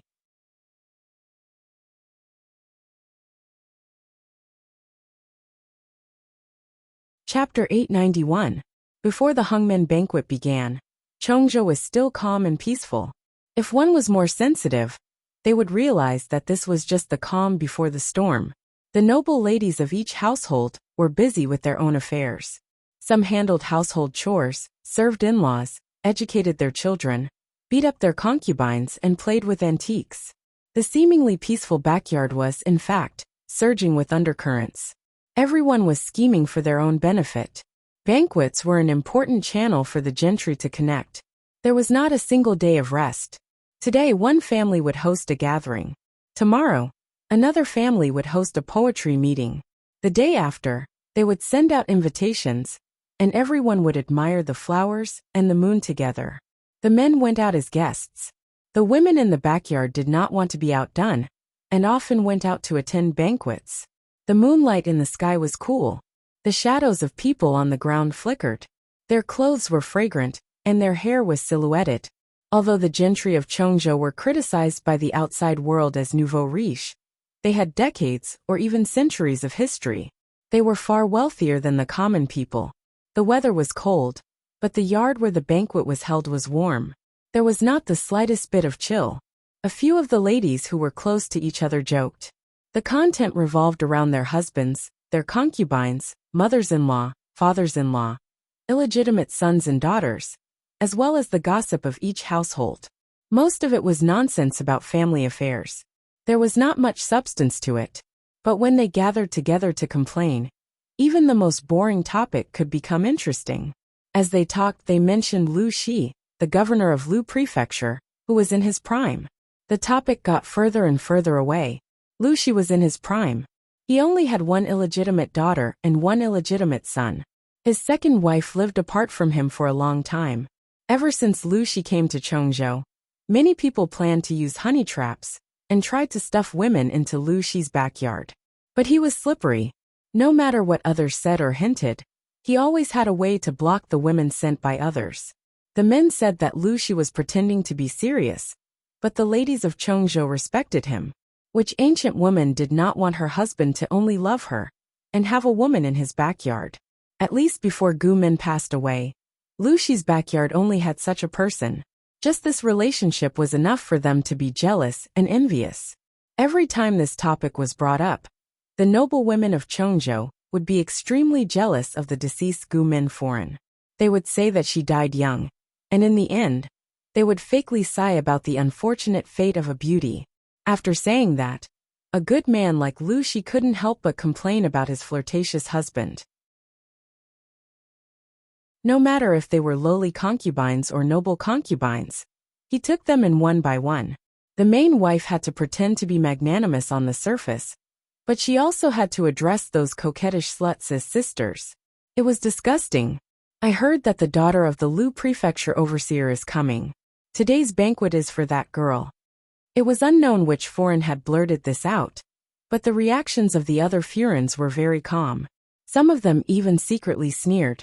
She's just a little girl. How is she worthy of being treated so seriously by a man? In the eyes of many ladies, Jiang Pingji's arrival coincided with Lu Shi's invitation to the aristocratic families. After all, she was just a woman. No matter how capable she was, she would still have to marry and have children. She would have to stay in the backyard and do housework for a man for the rest of her life. For Lu Shi's daughter to be able to become Wanzhou's governor was already very impressive. They didn't think that Jiang Pingji could go any further. They even thought that she was a little silly. It would have been better if she had obediently enjoyed her father's protection and lived a carefree life as a noble daughter of an aristocratic family. Instead, she had to show her face in public and imitate Master Su of the previous dynasty. What would happen in the end? She might not be able to compete with the men, and she would have wasted the most important years of a woman's life for nothing. As for the rumors that Lu Shi was going to retire behind the scenes and give power to Lu Shi, that was even more ridiculous. This kind of unrealistic news will make people laugh if I say it. That's true. She's just a girl in the boudoir. How capable can she be? I heard that girl Lu is already 18 years old. She's still not engaged at this age. Won't she be an old lady in 2 years? The Lu prefecture overseer is quite concerned about this daughter of the official wife. He should be keeping an eye out for her, right? However, a girl who hangs around outside all day. I heard that she often hangs out with those uncouth peasants. Who would dare to have a daughter-in-law like her? Even if he treats her well for the sake of the Lu prefecture overseer, a father-in-law can't simply interfere with his son-in-law's backyard. In my opinion, that girl Lu. TSK. This topic was very new to them. For a moment, they were talking enthusiastically and unknowingly, the topic had strayed. A young madam said, "Could it be that the Lu prefecture overseer's banquet is for the marriage of this daughter of the official wife?"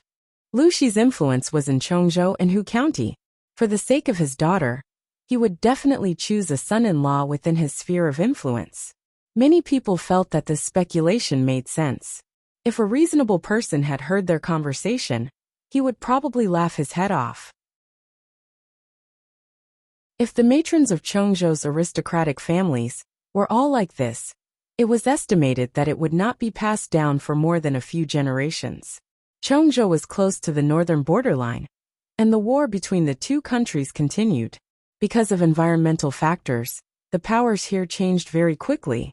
The so-called aristocratic families were, to put it bluntly, nouveau riche families that lacked heritage. Taking some of the madams present as an example, their maiden families were butchers. They were illiterate, and naturally, their knowledge was shallow. Of course, other than their lack of knowledge, the more important reason was that they did not care about the outside world. If they had the time to care about those things, they might as well spend it on cosmetics, jewelry, and silk. The noble women chatted and laughed, and the atmosphere of the banquet heated up. It was at this moment that 2 lavishly dressed maids rushed in. Their appearance caused everyone to look askance. It was as if they were asking with their eyes, "Which family are they from? Why are they so rude?" One of the noble women recognized her personal maids, and her face, which was covered in makeup, instantly grew long. She was hosting the banquet today, and it was going well. She did not expect that her own maids would run into trouble. Before she could reprimand them, the 2 maids told her a piece of news that made her black out. "Madam, bad news. The master has gone." The noblewoman's heart tightened, and she scolded them sternly. "Take them away and slap their mouths. Is the master someone you 2 little bitches can make fun of?" The older maid said, "It's true, madam. There are many soldiers outside, and they even brought back the master's corpse." What? This news was like a heavy hammer. Her eyes darkened, and her body, which had just stood up, almost fell to the ground. When everyone heard this news, they all lost the mood to fool around. They prepared to observe the situation, and then find a chance to leave. However, they did not expect that the same bad news was waiting for them. The originally bustling backyard suddenly became deserted.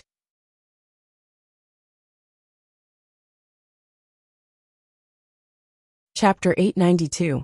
He was fine not long ago. How did he get into trouble now? Who did this to him? The noblewoman's eyes were red from crying. Her tears washed away the heavy makeup on her face, leaving 2 streaks. The noblewoman was not the only one crying. Her children kneeling beside her were crying too. Not far away, there were 5 or 6 children born of concubines who were crying even more heartbroken. Old Master Lu and Old Madam, who rushed over after hearing the news, almost fainted from crying. Who did this to my son? Mother's son. The hall was a mess. The noble women who came to attend the banquet all looked embarrassed. Obviously, this was not a good time to say goodbye. A few noble women who had conflicts with that madam saw the situation and could not help but secretly cover their mouths with handkerchiefs to hide their smiles. They had only been gloating for a few seconds when their servants brought terrible news. Their husbands had died, and their residences were surrounded by heavy troops. How could this be? The people who were gloating could not laugh anymore. Their expressions were frozen in a twisted angle, looking especially strange. They reacted the same way as the noblewoman before them. They suspected that the servants had spread the news wrongly. When the truth was placed in front of them, they cried even more heartbreakingly than the noblewoman before them. How could they care about their manners? For a moment, they had the same thought in their minds. Who killed their husbands? Who else could it be? After asking around, they knew how their husbands had died. They plotted to murder the 2 Lu governors, secretly colluded with the nobles of the northern borderline, and attempted to overthrow Chongzhou with the northern borderline. However, the winner takes all. They failed at the last step. Their plan had been seen through by Madame Lu and Madame Lu in advance, and they had been killed instead. If the dead man had not been their husbands, they would have believed it. Lu Zhongqing, this is unfounded slander. Our ancestors were all citizens of Chongzhou. How could we collude with the northern borderline? This is clearly the Lu father and daughter, who wanted to monopolize power. That's why they killed my husband with a groundless accusation. Slander. All slander. The noblewomen cried and shook their heads. Those who were mentally strong endured the pain and tried to stabilize the situation in the residences. Those who didn't have much ability sat on the ground and cried. The entire mansion was in a mess like headless flies. No matter how much they cried and made a fuss, the soldiers surrounding the mansion refused to back down or retreat. Some sent servants to resist, but they were immediately killed by the soldiers. Seeing this, they finally stopped for a while. After making a ruckus for most of the night, the matrons and elders of the various clans united to demand an explanation from Lu Shi. They did not like Lu Shi because Lu Shi was an outsider. The more power he had, the less benefits the Chongzhou aristocratic families would receive. Even so, they wouldn't do anything to Lu Shi. After all, he still had soldiers in his hands. Of course, they didn't take action not because they were merciful, but because Lu Shi was powerful. If Lu Shi did not have soldiers in his hands, not to mention being the magistrate of Chongzhou for a few years, even the grass on his grave would be as tall as a man. They hadn't done anything before, and it was even more impossible for them to do anything now. One Lu Shi was already hard enough to deal with. Now Lu Shi, who had more than 10,000 soldiers and horses with him, was even harder to defeat if the father and daughter joined forces. Even if they wanted to plot against Lu Shi, they had to wait until Lu Shi retreated behind the scenes before joining forces to bully the young Lu Shi. Anyone with a discerning eye knew that they wouldn't hurt Lu Shi and his daughter. Why would they assassinate them at such a sensitive time? It was obvious that someone had purposely set them up. Every family's mansion was heavily guarded. Apart from the matrons and elders who could enter and leave, everyone else was blocked. This was a clear house arrest. Seeing this, everyone was so angry that their faces turned red. They looked at Lu Shi with murderous intent. Magistrate Lu, I hope you can give us an explanation for the massacre of the gentry last night. Even if you are the magistrate, you can't kill the innocent. A prestigious elder spoke. He was older than Lu Shi, so he didn't hold back when he questioned him. Lu Shi raised his hand weakly. Jiang Pingji, who was beside him, sneered and said, "Do you need me to give you a reason? Plotting to kill a magistrate is a crime that warrants the execution of 9 generations. I've been merciful by not coming to settle the score with you personally. I didn't expect you to come here and complain first. You're indeed the local tyrant of Chongzhou. You're unscrupulous. You've really opened my eyes." The elder glanced at Jiang Pingji, who was dressed in women's clothing, and said with contempt, "What right do you have to speak here?" Jiang Pingji said, I am the magistrate of Wanzhou. Do you think I have the right? The aristocratic families of Chongzhou really had a good plan.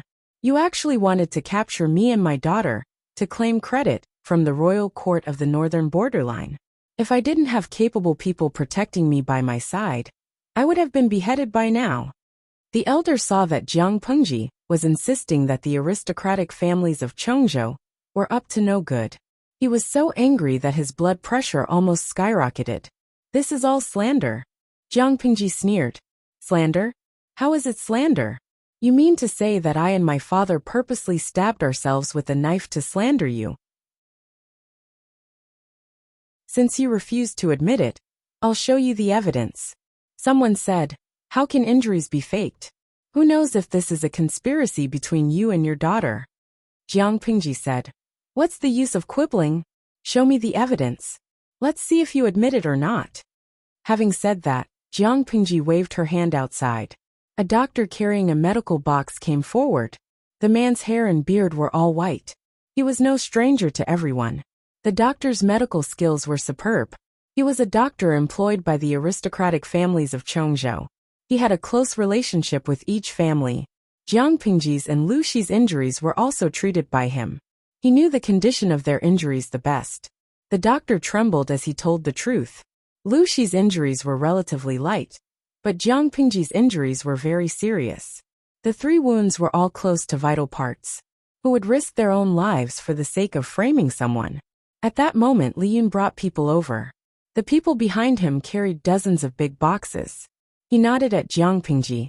Jiang Pengji received the hint and sneered in her heart. These things were all found in your residence.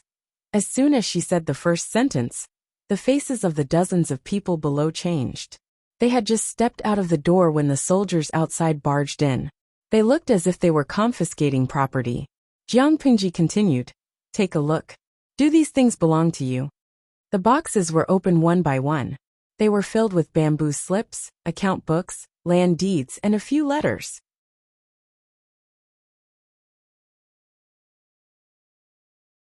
Chapter 893. Jiang Pengji's words were powerful and resonant. She spoke 90% truth mixed with 10% falsehood, forcibly turning black and white upside down. The group of people who were arrogant just a moment ago now seemed to be strangled by invisible hands. Their expressions were strange and comical. Why? Did I say anything wrong? Jiang Pengji had a cold smile on her face. Her emotionless eyes glanced at them. They didn't know if it was because they had a guilty conscience, but they always felt that Jiang Pengji's gaze was dense and sharp. They didn't dare to look her in the eye. Whoever she glanced at, that person would look away uncomfortably. Jiang Pengji sneered. Stacks of land deeds, books of accounts, and secret letters of treason. All of them were found in your residences. Why don't you tell me who they belong to? Why did they grow legs and come to your residences? Everyone's faces were ashen. They looked at the dozen or so huge boxes that could kill people. Not long after, their backs were covered in fine sweat. A noble lady said, Your Excellency, please understand. These land deeds were bought from the people. Before she finished speaking, Jiang Pengji flung the sandalwood brocade fan in her hand at her face. She actually humiliated her in public, without any mercy. Bought from the people? This is the funniest joke I've heard this year. Jiang Pengji said it in a strange tone. After the noble lady heard it, she was angry, embarrassed, and resentful. She was humiliated by Jiang Pengji in public. Everyone's attention and gaze fell on her, giving her the illusion that there was a thorn in her back. If there was a crack on the ground at that moment, she couldn't wait to crawl into it and never come out. You can buy land worth 34 strings of coins for only a few hundred coins. Why haven't I come across such a cheap sale? Jiang Pengji suppressed her anger, but her eyes were already filled with murderous intent. If she could, she really wanted to kill all of them. The noble lady still wanted to quibble. A few years ago, the northern borderline stationed a large number of troops at the border. The people were ignorant and believed the rumors. They thought that the foreign tribes of the northern borderline were about to send troops to the south. To escape the flames of war, they sold their property and land at a low price. It wasn't by force. She still had some brains. She couldn't bear the crime of treason and treason. It would be better to work hard to whitewash themselves and say that the land and houses were sold at a low price by the people themselves. Of course, such a pale and laughable excuse, not to mention others. Even she herself did not believe it. The viewers in the livestream room mocked him as they gained a deeper understanding of how thick-skinned this person was. You ran Fij. I've lived for a long time. Does this person really treat others as fools? Or could it be that in her eyes, the common people were all retarded? An item worth 34 strings of coins was being sold at a low price of a few hundred coins? Where's your shame? Forgotten in his mother's womb? Mayor Nyang. Hihi, I'm in a third-tier city, and the price of a house is about 9,000 per square meter. According to this woman, the people heard that the northern borderline was coming to fight, so they sold their houses for less than 300 per square meter? Even though the audience was experienced and knowledgeable, they were still shocked by the shamelessness of this aristocratic lady. Weikong. This person is so thick-skinned that even a Dongfeng missile can't penetrate it. For the common people in ancient times, the land was everything they had to support their families. Many people would rather die than sell their land, because they knew very well that as long as the land was still in their hands, they might still have a chance of survival. As long as there was life, there was no need to worry about firewood. With the land in their hands, they could grow food. If the land was taken away, they would not be far from starving to death. Food was a hard currency in a chaotic world. The more chaotic the world was, the higher the price of food. How much food could the money from selling their ancestral land at a low price be exchanged for in the end? It's not a forced sale. Do you dare to touch your black heart and say that again? Jiang Pingji's face revealed a trace of a smile. She said, "At this point the evidence is irrefutable, and you still dare to quibble? Use your eyes and take a good look at the people you secretly sold to the northern borderline. Who are they? In this world, where in the world would a seller sell their ancestral land and be beaten to a lowly status by the buyer, and then smuggled and sold to the northern borderline? Is it not enough that they sold their ancestral land, but they also sold themselves and willingly became slaves? This ridiculous nonsense should be passed on to the people of the world, and let them judge." Jiang Pingji opened her mouth. Everyone's expression changed again and again. Their gazes changed from the original fear to deep fear. Although Jiang Pingji had just arrived in Chongzhou not long ago, she knew a lot of inside information about Chongzhou from Gu Xian.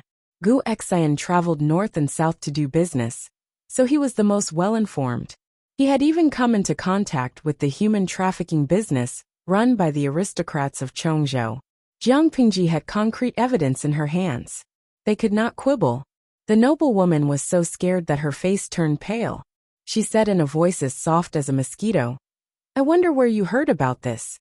Jiang Pingji glanced at her and said, "No matter where I heard it from, it's irrefutable evidence." Everyone felt as if they had fallen into an ice cellar.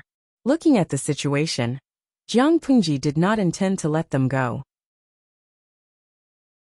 One of the clan elders secretly glared at the noblewoman and scolded her for being stupid.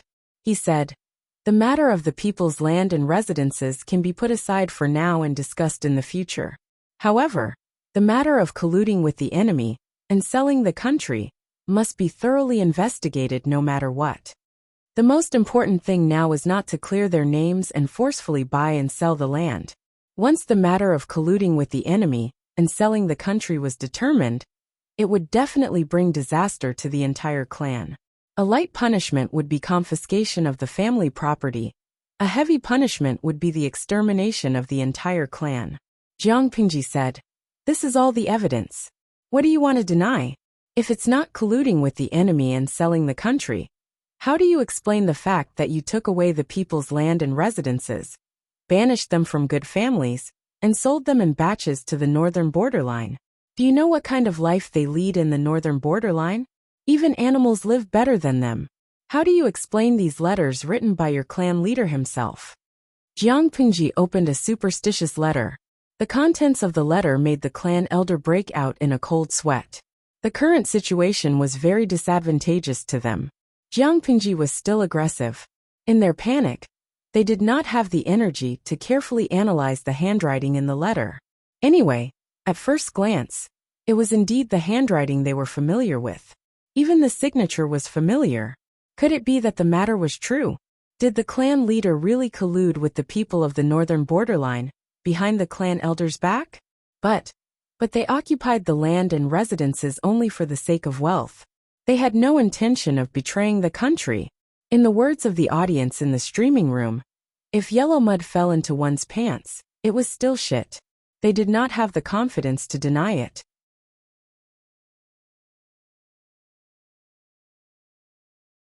Chapter 894. Keep an eye on all of them. I'll investigate further. Jiang Pingji said to Fu Wang. Before that, don't allow any of them to enter or leave the house or receive guests. Don't allow any servants to leave the city gate. If anyone is found to have violated the rules, kill them on the spot. Fu Wang said, I understand. Jiang Pingji ordered people to keep the boxes and keep an eye on them day and night to prevent any mistakes. Lu Shi said, Lanting, you're being too extreme. I'm worried that the aristocratic families in Chongzhou will act recklessly and start a mutiny. The aristocratic families that were killed were the bigger ones in Chongzhou. There were other small aristocratic families that were not involved. If Jiang Pingji made a big move, the small gentry clans would act upon hearing the news and think that they were threatened. Who knew what they would do? Jiang Pingji thought about it and said, Father's worries are not unreasonable. That's why I didn't exterminate all of them. I'm just keeping them locked up. When they think it through and spit out what doesn't belong to them, I'll set them free. The aristocratic families in Chongzhou, will have time to settle the score in the future. They can escape today, but they can't escape tomorrow. Lu Shi nodded and said, It's good that you think that way. It's never too late for a gentleman to take revenge. Only by judging the situation can one last. If Jiang Pingji's style of doing things was as fast as lightning, Lu Shi's style was silent. It was hard to say which was better. The former was fast and had many hidden dangers. The latter was slow, but it could reduce many twists and turns. Jiang Pingji seemed to have thought of something and reminded Lu Shi. Father, third brother seems to like extravagant things? Lu Shi's face darkened. He said shamefully, Maybe he didn't take good care of himself when he was young. He became like this. It was as if he had never seen a big scene before. He was startled by everything and wished he could hang all the good stuff on him. Lu Zhao's sword was inlaid with gold and silver and decorated with gems. He looked like a nouveau riche. Lu Shi tried to correct him a few times, but Lu Zhao refused to change. Jiang Pingji laughed and said, Third brother is still young. There's plenty of time to train him. I mentioned him because I wanted to tell father to stay in the mansion for the next few days and not run around, so as to avoid being targeted by those villains who are desperate to take risks. Her actions had offended all the aristocratic families in Chongzhou. They had no way of retaliating against her. They couldn't touch Lu Shi, but it was hard to guarantee that they wouldn't target Lu Zhao. I will be careful. Lu Shi nodded and added, You be careful too. After leaving the main hall, Jiang Pingji heaved a sigh of relief. She was about to look for Feng Zhen and the others to discuss what to do next, when she caught a glimpse of a head popping out from the corner of her eye. Zhao, she called. Lu Zhao had changed into a new set of clothes. His style was just as noble and gorgeous, and he looked like a rich young man who had walked out of a painting. Sister. Having been caught red-handed by Jiang Pingji, Lu Zhao was feeling guilty. When he heard how Jiang Pingji addressed him, his eyes lit up again. What are you doing there? Of course I'm waiting for sister. There are some things that I'm not very clear about. Jiang Pingji asked, What is it? Lu Zhao hemmed and hawed for a while, his face almost turning red. Did they really do such a disgraceful thing? Lu Zhao's eyes drifted and he asked very softly. Although he was the son of a concubine, he was from the Lu family of Hejian. His body was branded with the mark of the aristocratic families. Lu Zhao was proud of his family background. He had never thought that the aristocratic families were so glamorous on the surface, but they had done such dirty deeds behind the scenes. Of course it's true. Zhao, you're not young anymore. Look for me in the future, and let me bring you to see the outside world. If you really can't, look for the housekeeper, and let him tell you what the real world is like. You're always in the backyard. What kind of knowledge can you have? Lu Zhao's cheeks turned red. His eyes were filled with shame. Jiang Pingji continued. The scandals that the aristocratic families in Chongzhou have done are far more than what I've revealed. Explain the facts one by one. Jiang Pingji added that they had colluded with the enemy and sold their country. But what was the difference between what they had done and colluded with the enemy and sold their country? Jiang Pingji's words could not be considered as wronging them. Lu Zhao laughed bitterly. He stammered, Sister, is our family like this too? If that was the case, Lu Zhao really could not enjoy everything with a clear conscience. Jiang Pingji said, Your family has a big business. Why would they need to do such immoral things? Only those who are greedy and have shallow knowledge will use all their energy to exploit and amass wealth. The people are like water. Water can carry a boat, but it can also capsize it. Such a simple principle, yet no one understands it. Lu Zhao heaved a sigh of relief. He thought of the scene he had just seen. His heart was filled with indignation and anger. Sister, you've only locked them up. Is there a next step? From what I see, their crimes can be exterminated. Although Lu Zhao was born bashful, his bones were tough. He even had a hint of abhorrence for evil. Jiang Pingji said, There's no rush. We have to prioritize when we do things. If we want to settle accounts with them, we can do so at any time. Lu Zhao heard another meaning. Sister, was she planning to deal with them gently? She smiled and said, The most important thing now is to take back the land in their hands, resettle the people of Chongzhou, and let them live in peace. One person's energy is limited. I can only take care of the people first.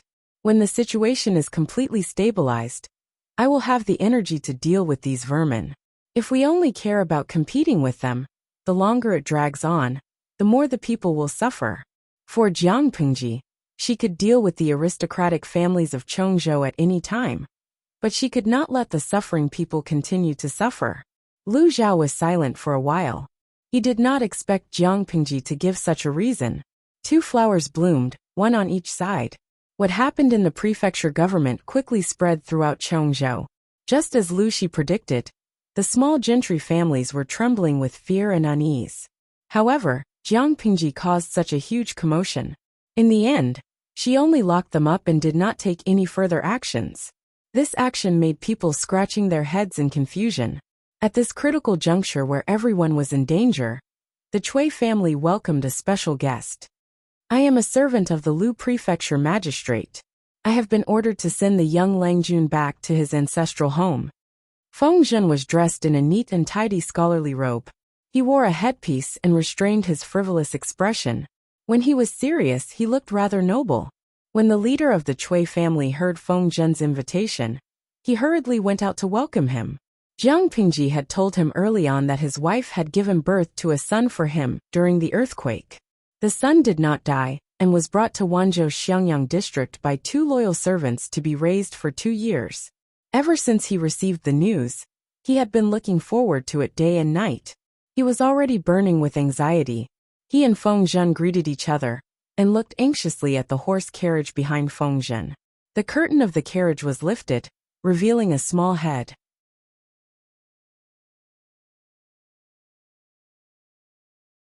Chapter 895.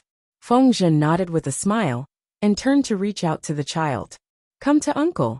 Feng Zhen had a good relationship with the child. As soon as he said this, the child quickly smiled and reached out to him. Uncle Feng, he called out in a crisp voice. The voice fell to the ears of the Cui clan leader. It was like the sound of nature, but he could only watch as his son threw himself into Feng Zhen's arms. I apologize to Master for not being able to protect Madam. Before the Cui clan leader could restrain his sour heart, 2 kind-looking servants came down from the carriage behind and knelt in front of him. He knew these 2. One was the housekeeper of the wife's dowry. The other was a servant girl, who was later chosen to be the child's wet nurse. How can mortals predict natural and man-made disasters? It was not easy to survive the earthquake in Shangjing. Sanyang is ultimately not blessed. Looking at the 2's plain clothes and slightly weathered faces, then thinking of the child's tender face and fine cotton clothes, the Cui clan leader couldn't help but feel warm in his heart. He said, "Thanks to the two of you protecting your master loyally, there is a day I can reunite with my own son." Feng Zhen saw the Chui clan leader personally, help the two loyal servants up, and had a better impression of him. Thinking of this, he teased the child in his arms and said, "That's your daddy." The child's eyeballs spun around, and then he chuckled as he called out, "Daddy," causing the Chui clan's patriarch's heart to soften. It wasn't that the Chui clan didn't suspect the child's bloodline, but when the older generation saw the child's face, their doubts disappeared. It turned out that this child was extremely well-born and actually looked 60% like his father when he was young.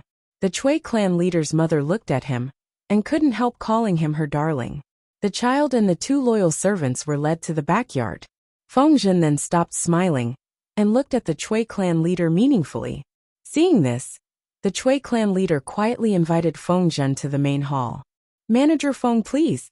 The Chui clan had lived in Chongzhou for a long time and relied on doing business between the northern borderline and Dongqing to prosper. They earned money from both sides and still managed to survive until now. It seemed that this young Chui clan leader was really the reincarnation of a vixen. Not only was he perceptive, he was also smart. Feng Zhen thought that he would have to drop a few hints before the other party would understand. From the looks of it now, he didn't need to spend much effort at all.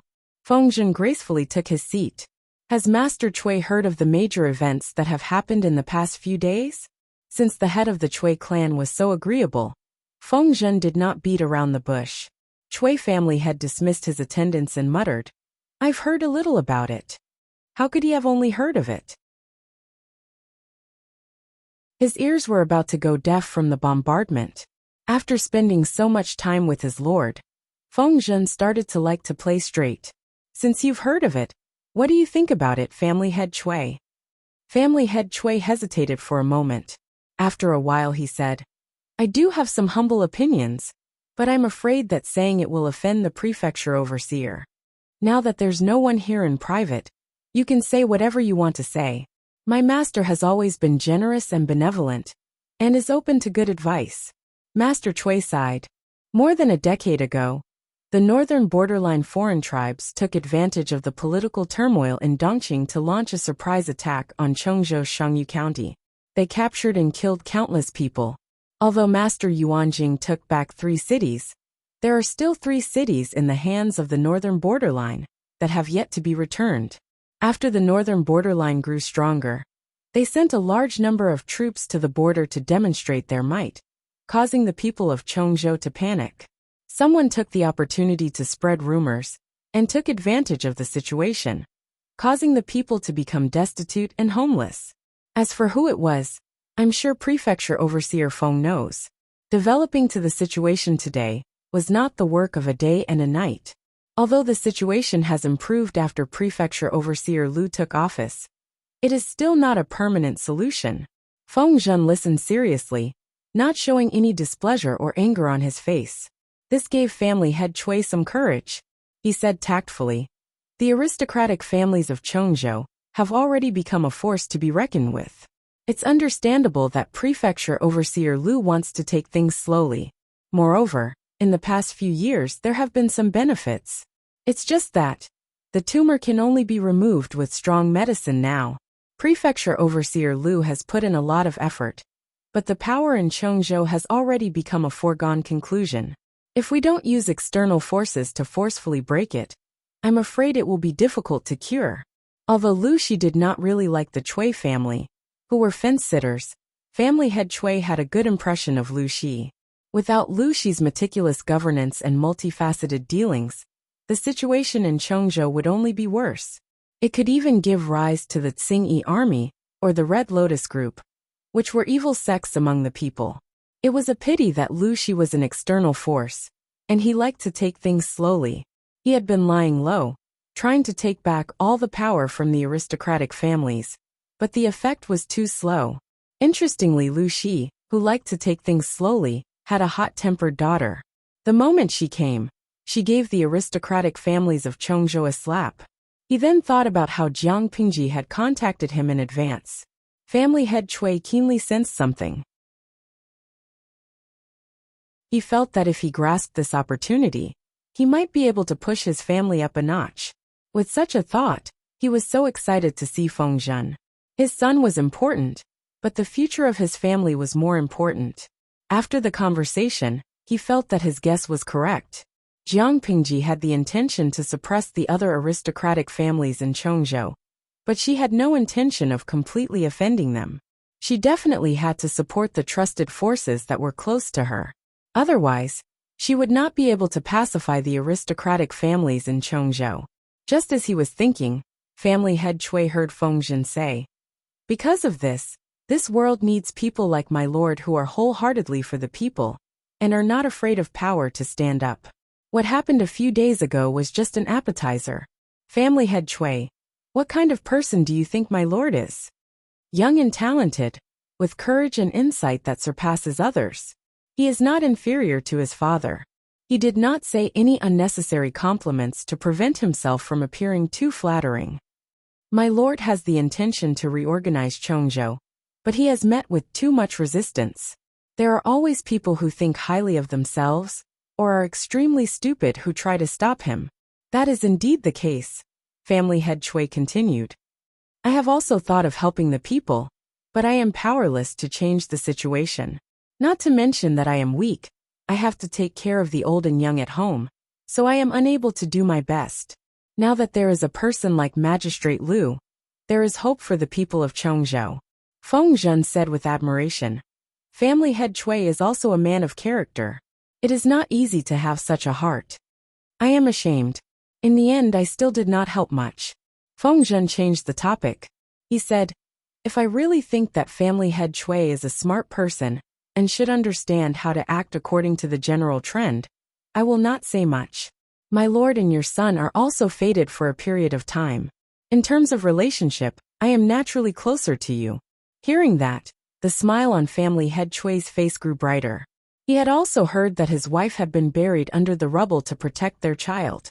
It was only thanks to Jiang Pingji's full help that the child's life was saved. Jiang Pingji was the savior of the Cui family, and even more so, the savior of his eldest son. If the Cui family wanted to use this excuse to repay Jiang Pingji's kindness and return the favor, no one could blame them. You're tuning in to the Li Mei's Sword of Destiny YouTube channel. We're so grateful for your support, and don't forget to subscribe to join us on this incredible journey through captivating stories. Your generosity through donations truly makes a world of difference, as it's the primary source of revenue that allows me to expand and enhance this channel for you. Thank you from the bottom of my heart for being a part of this adventure.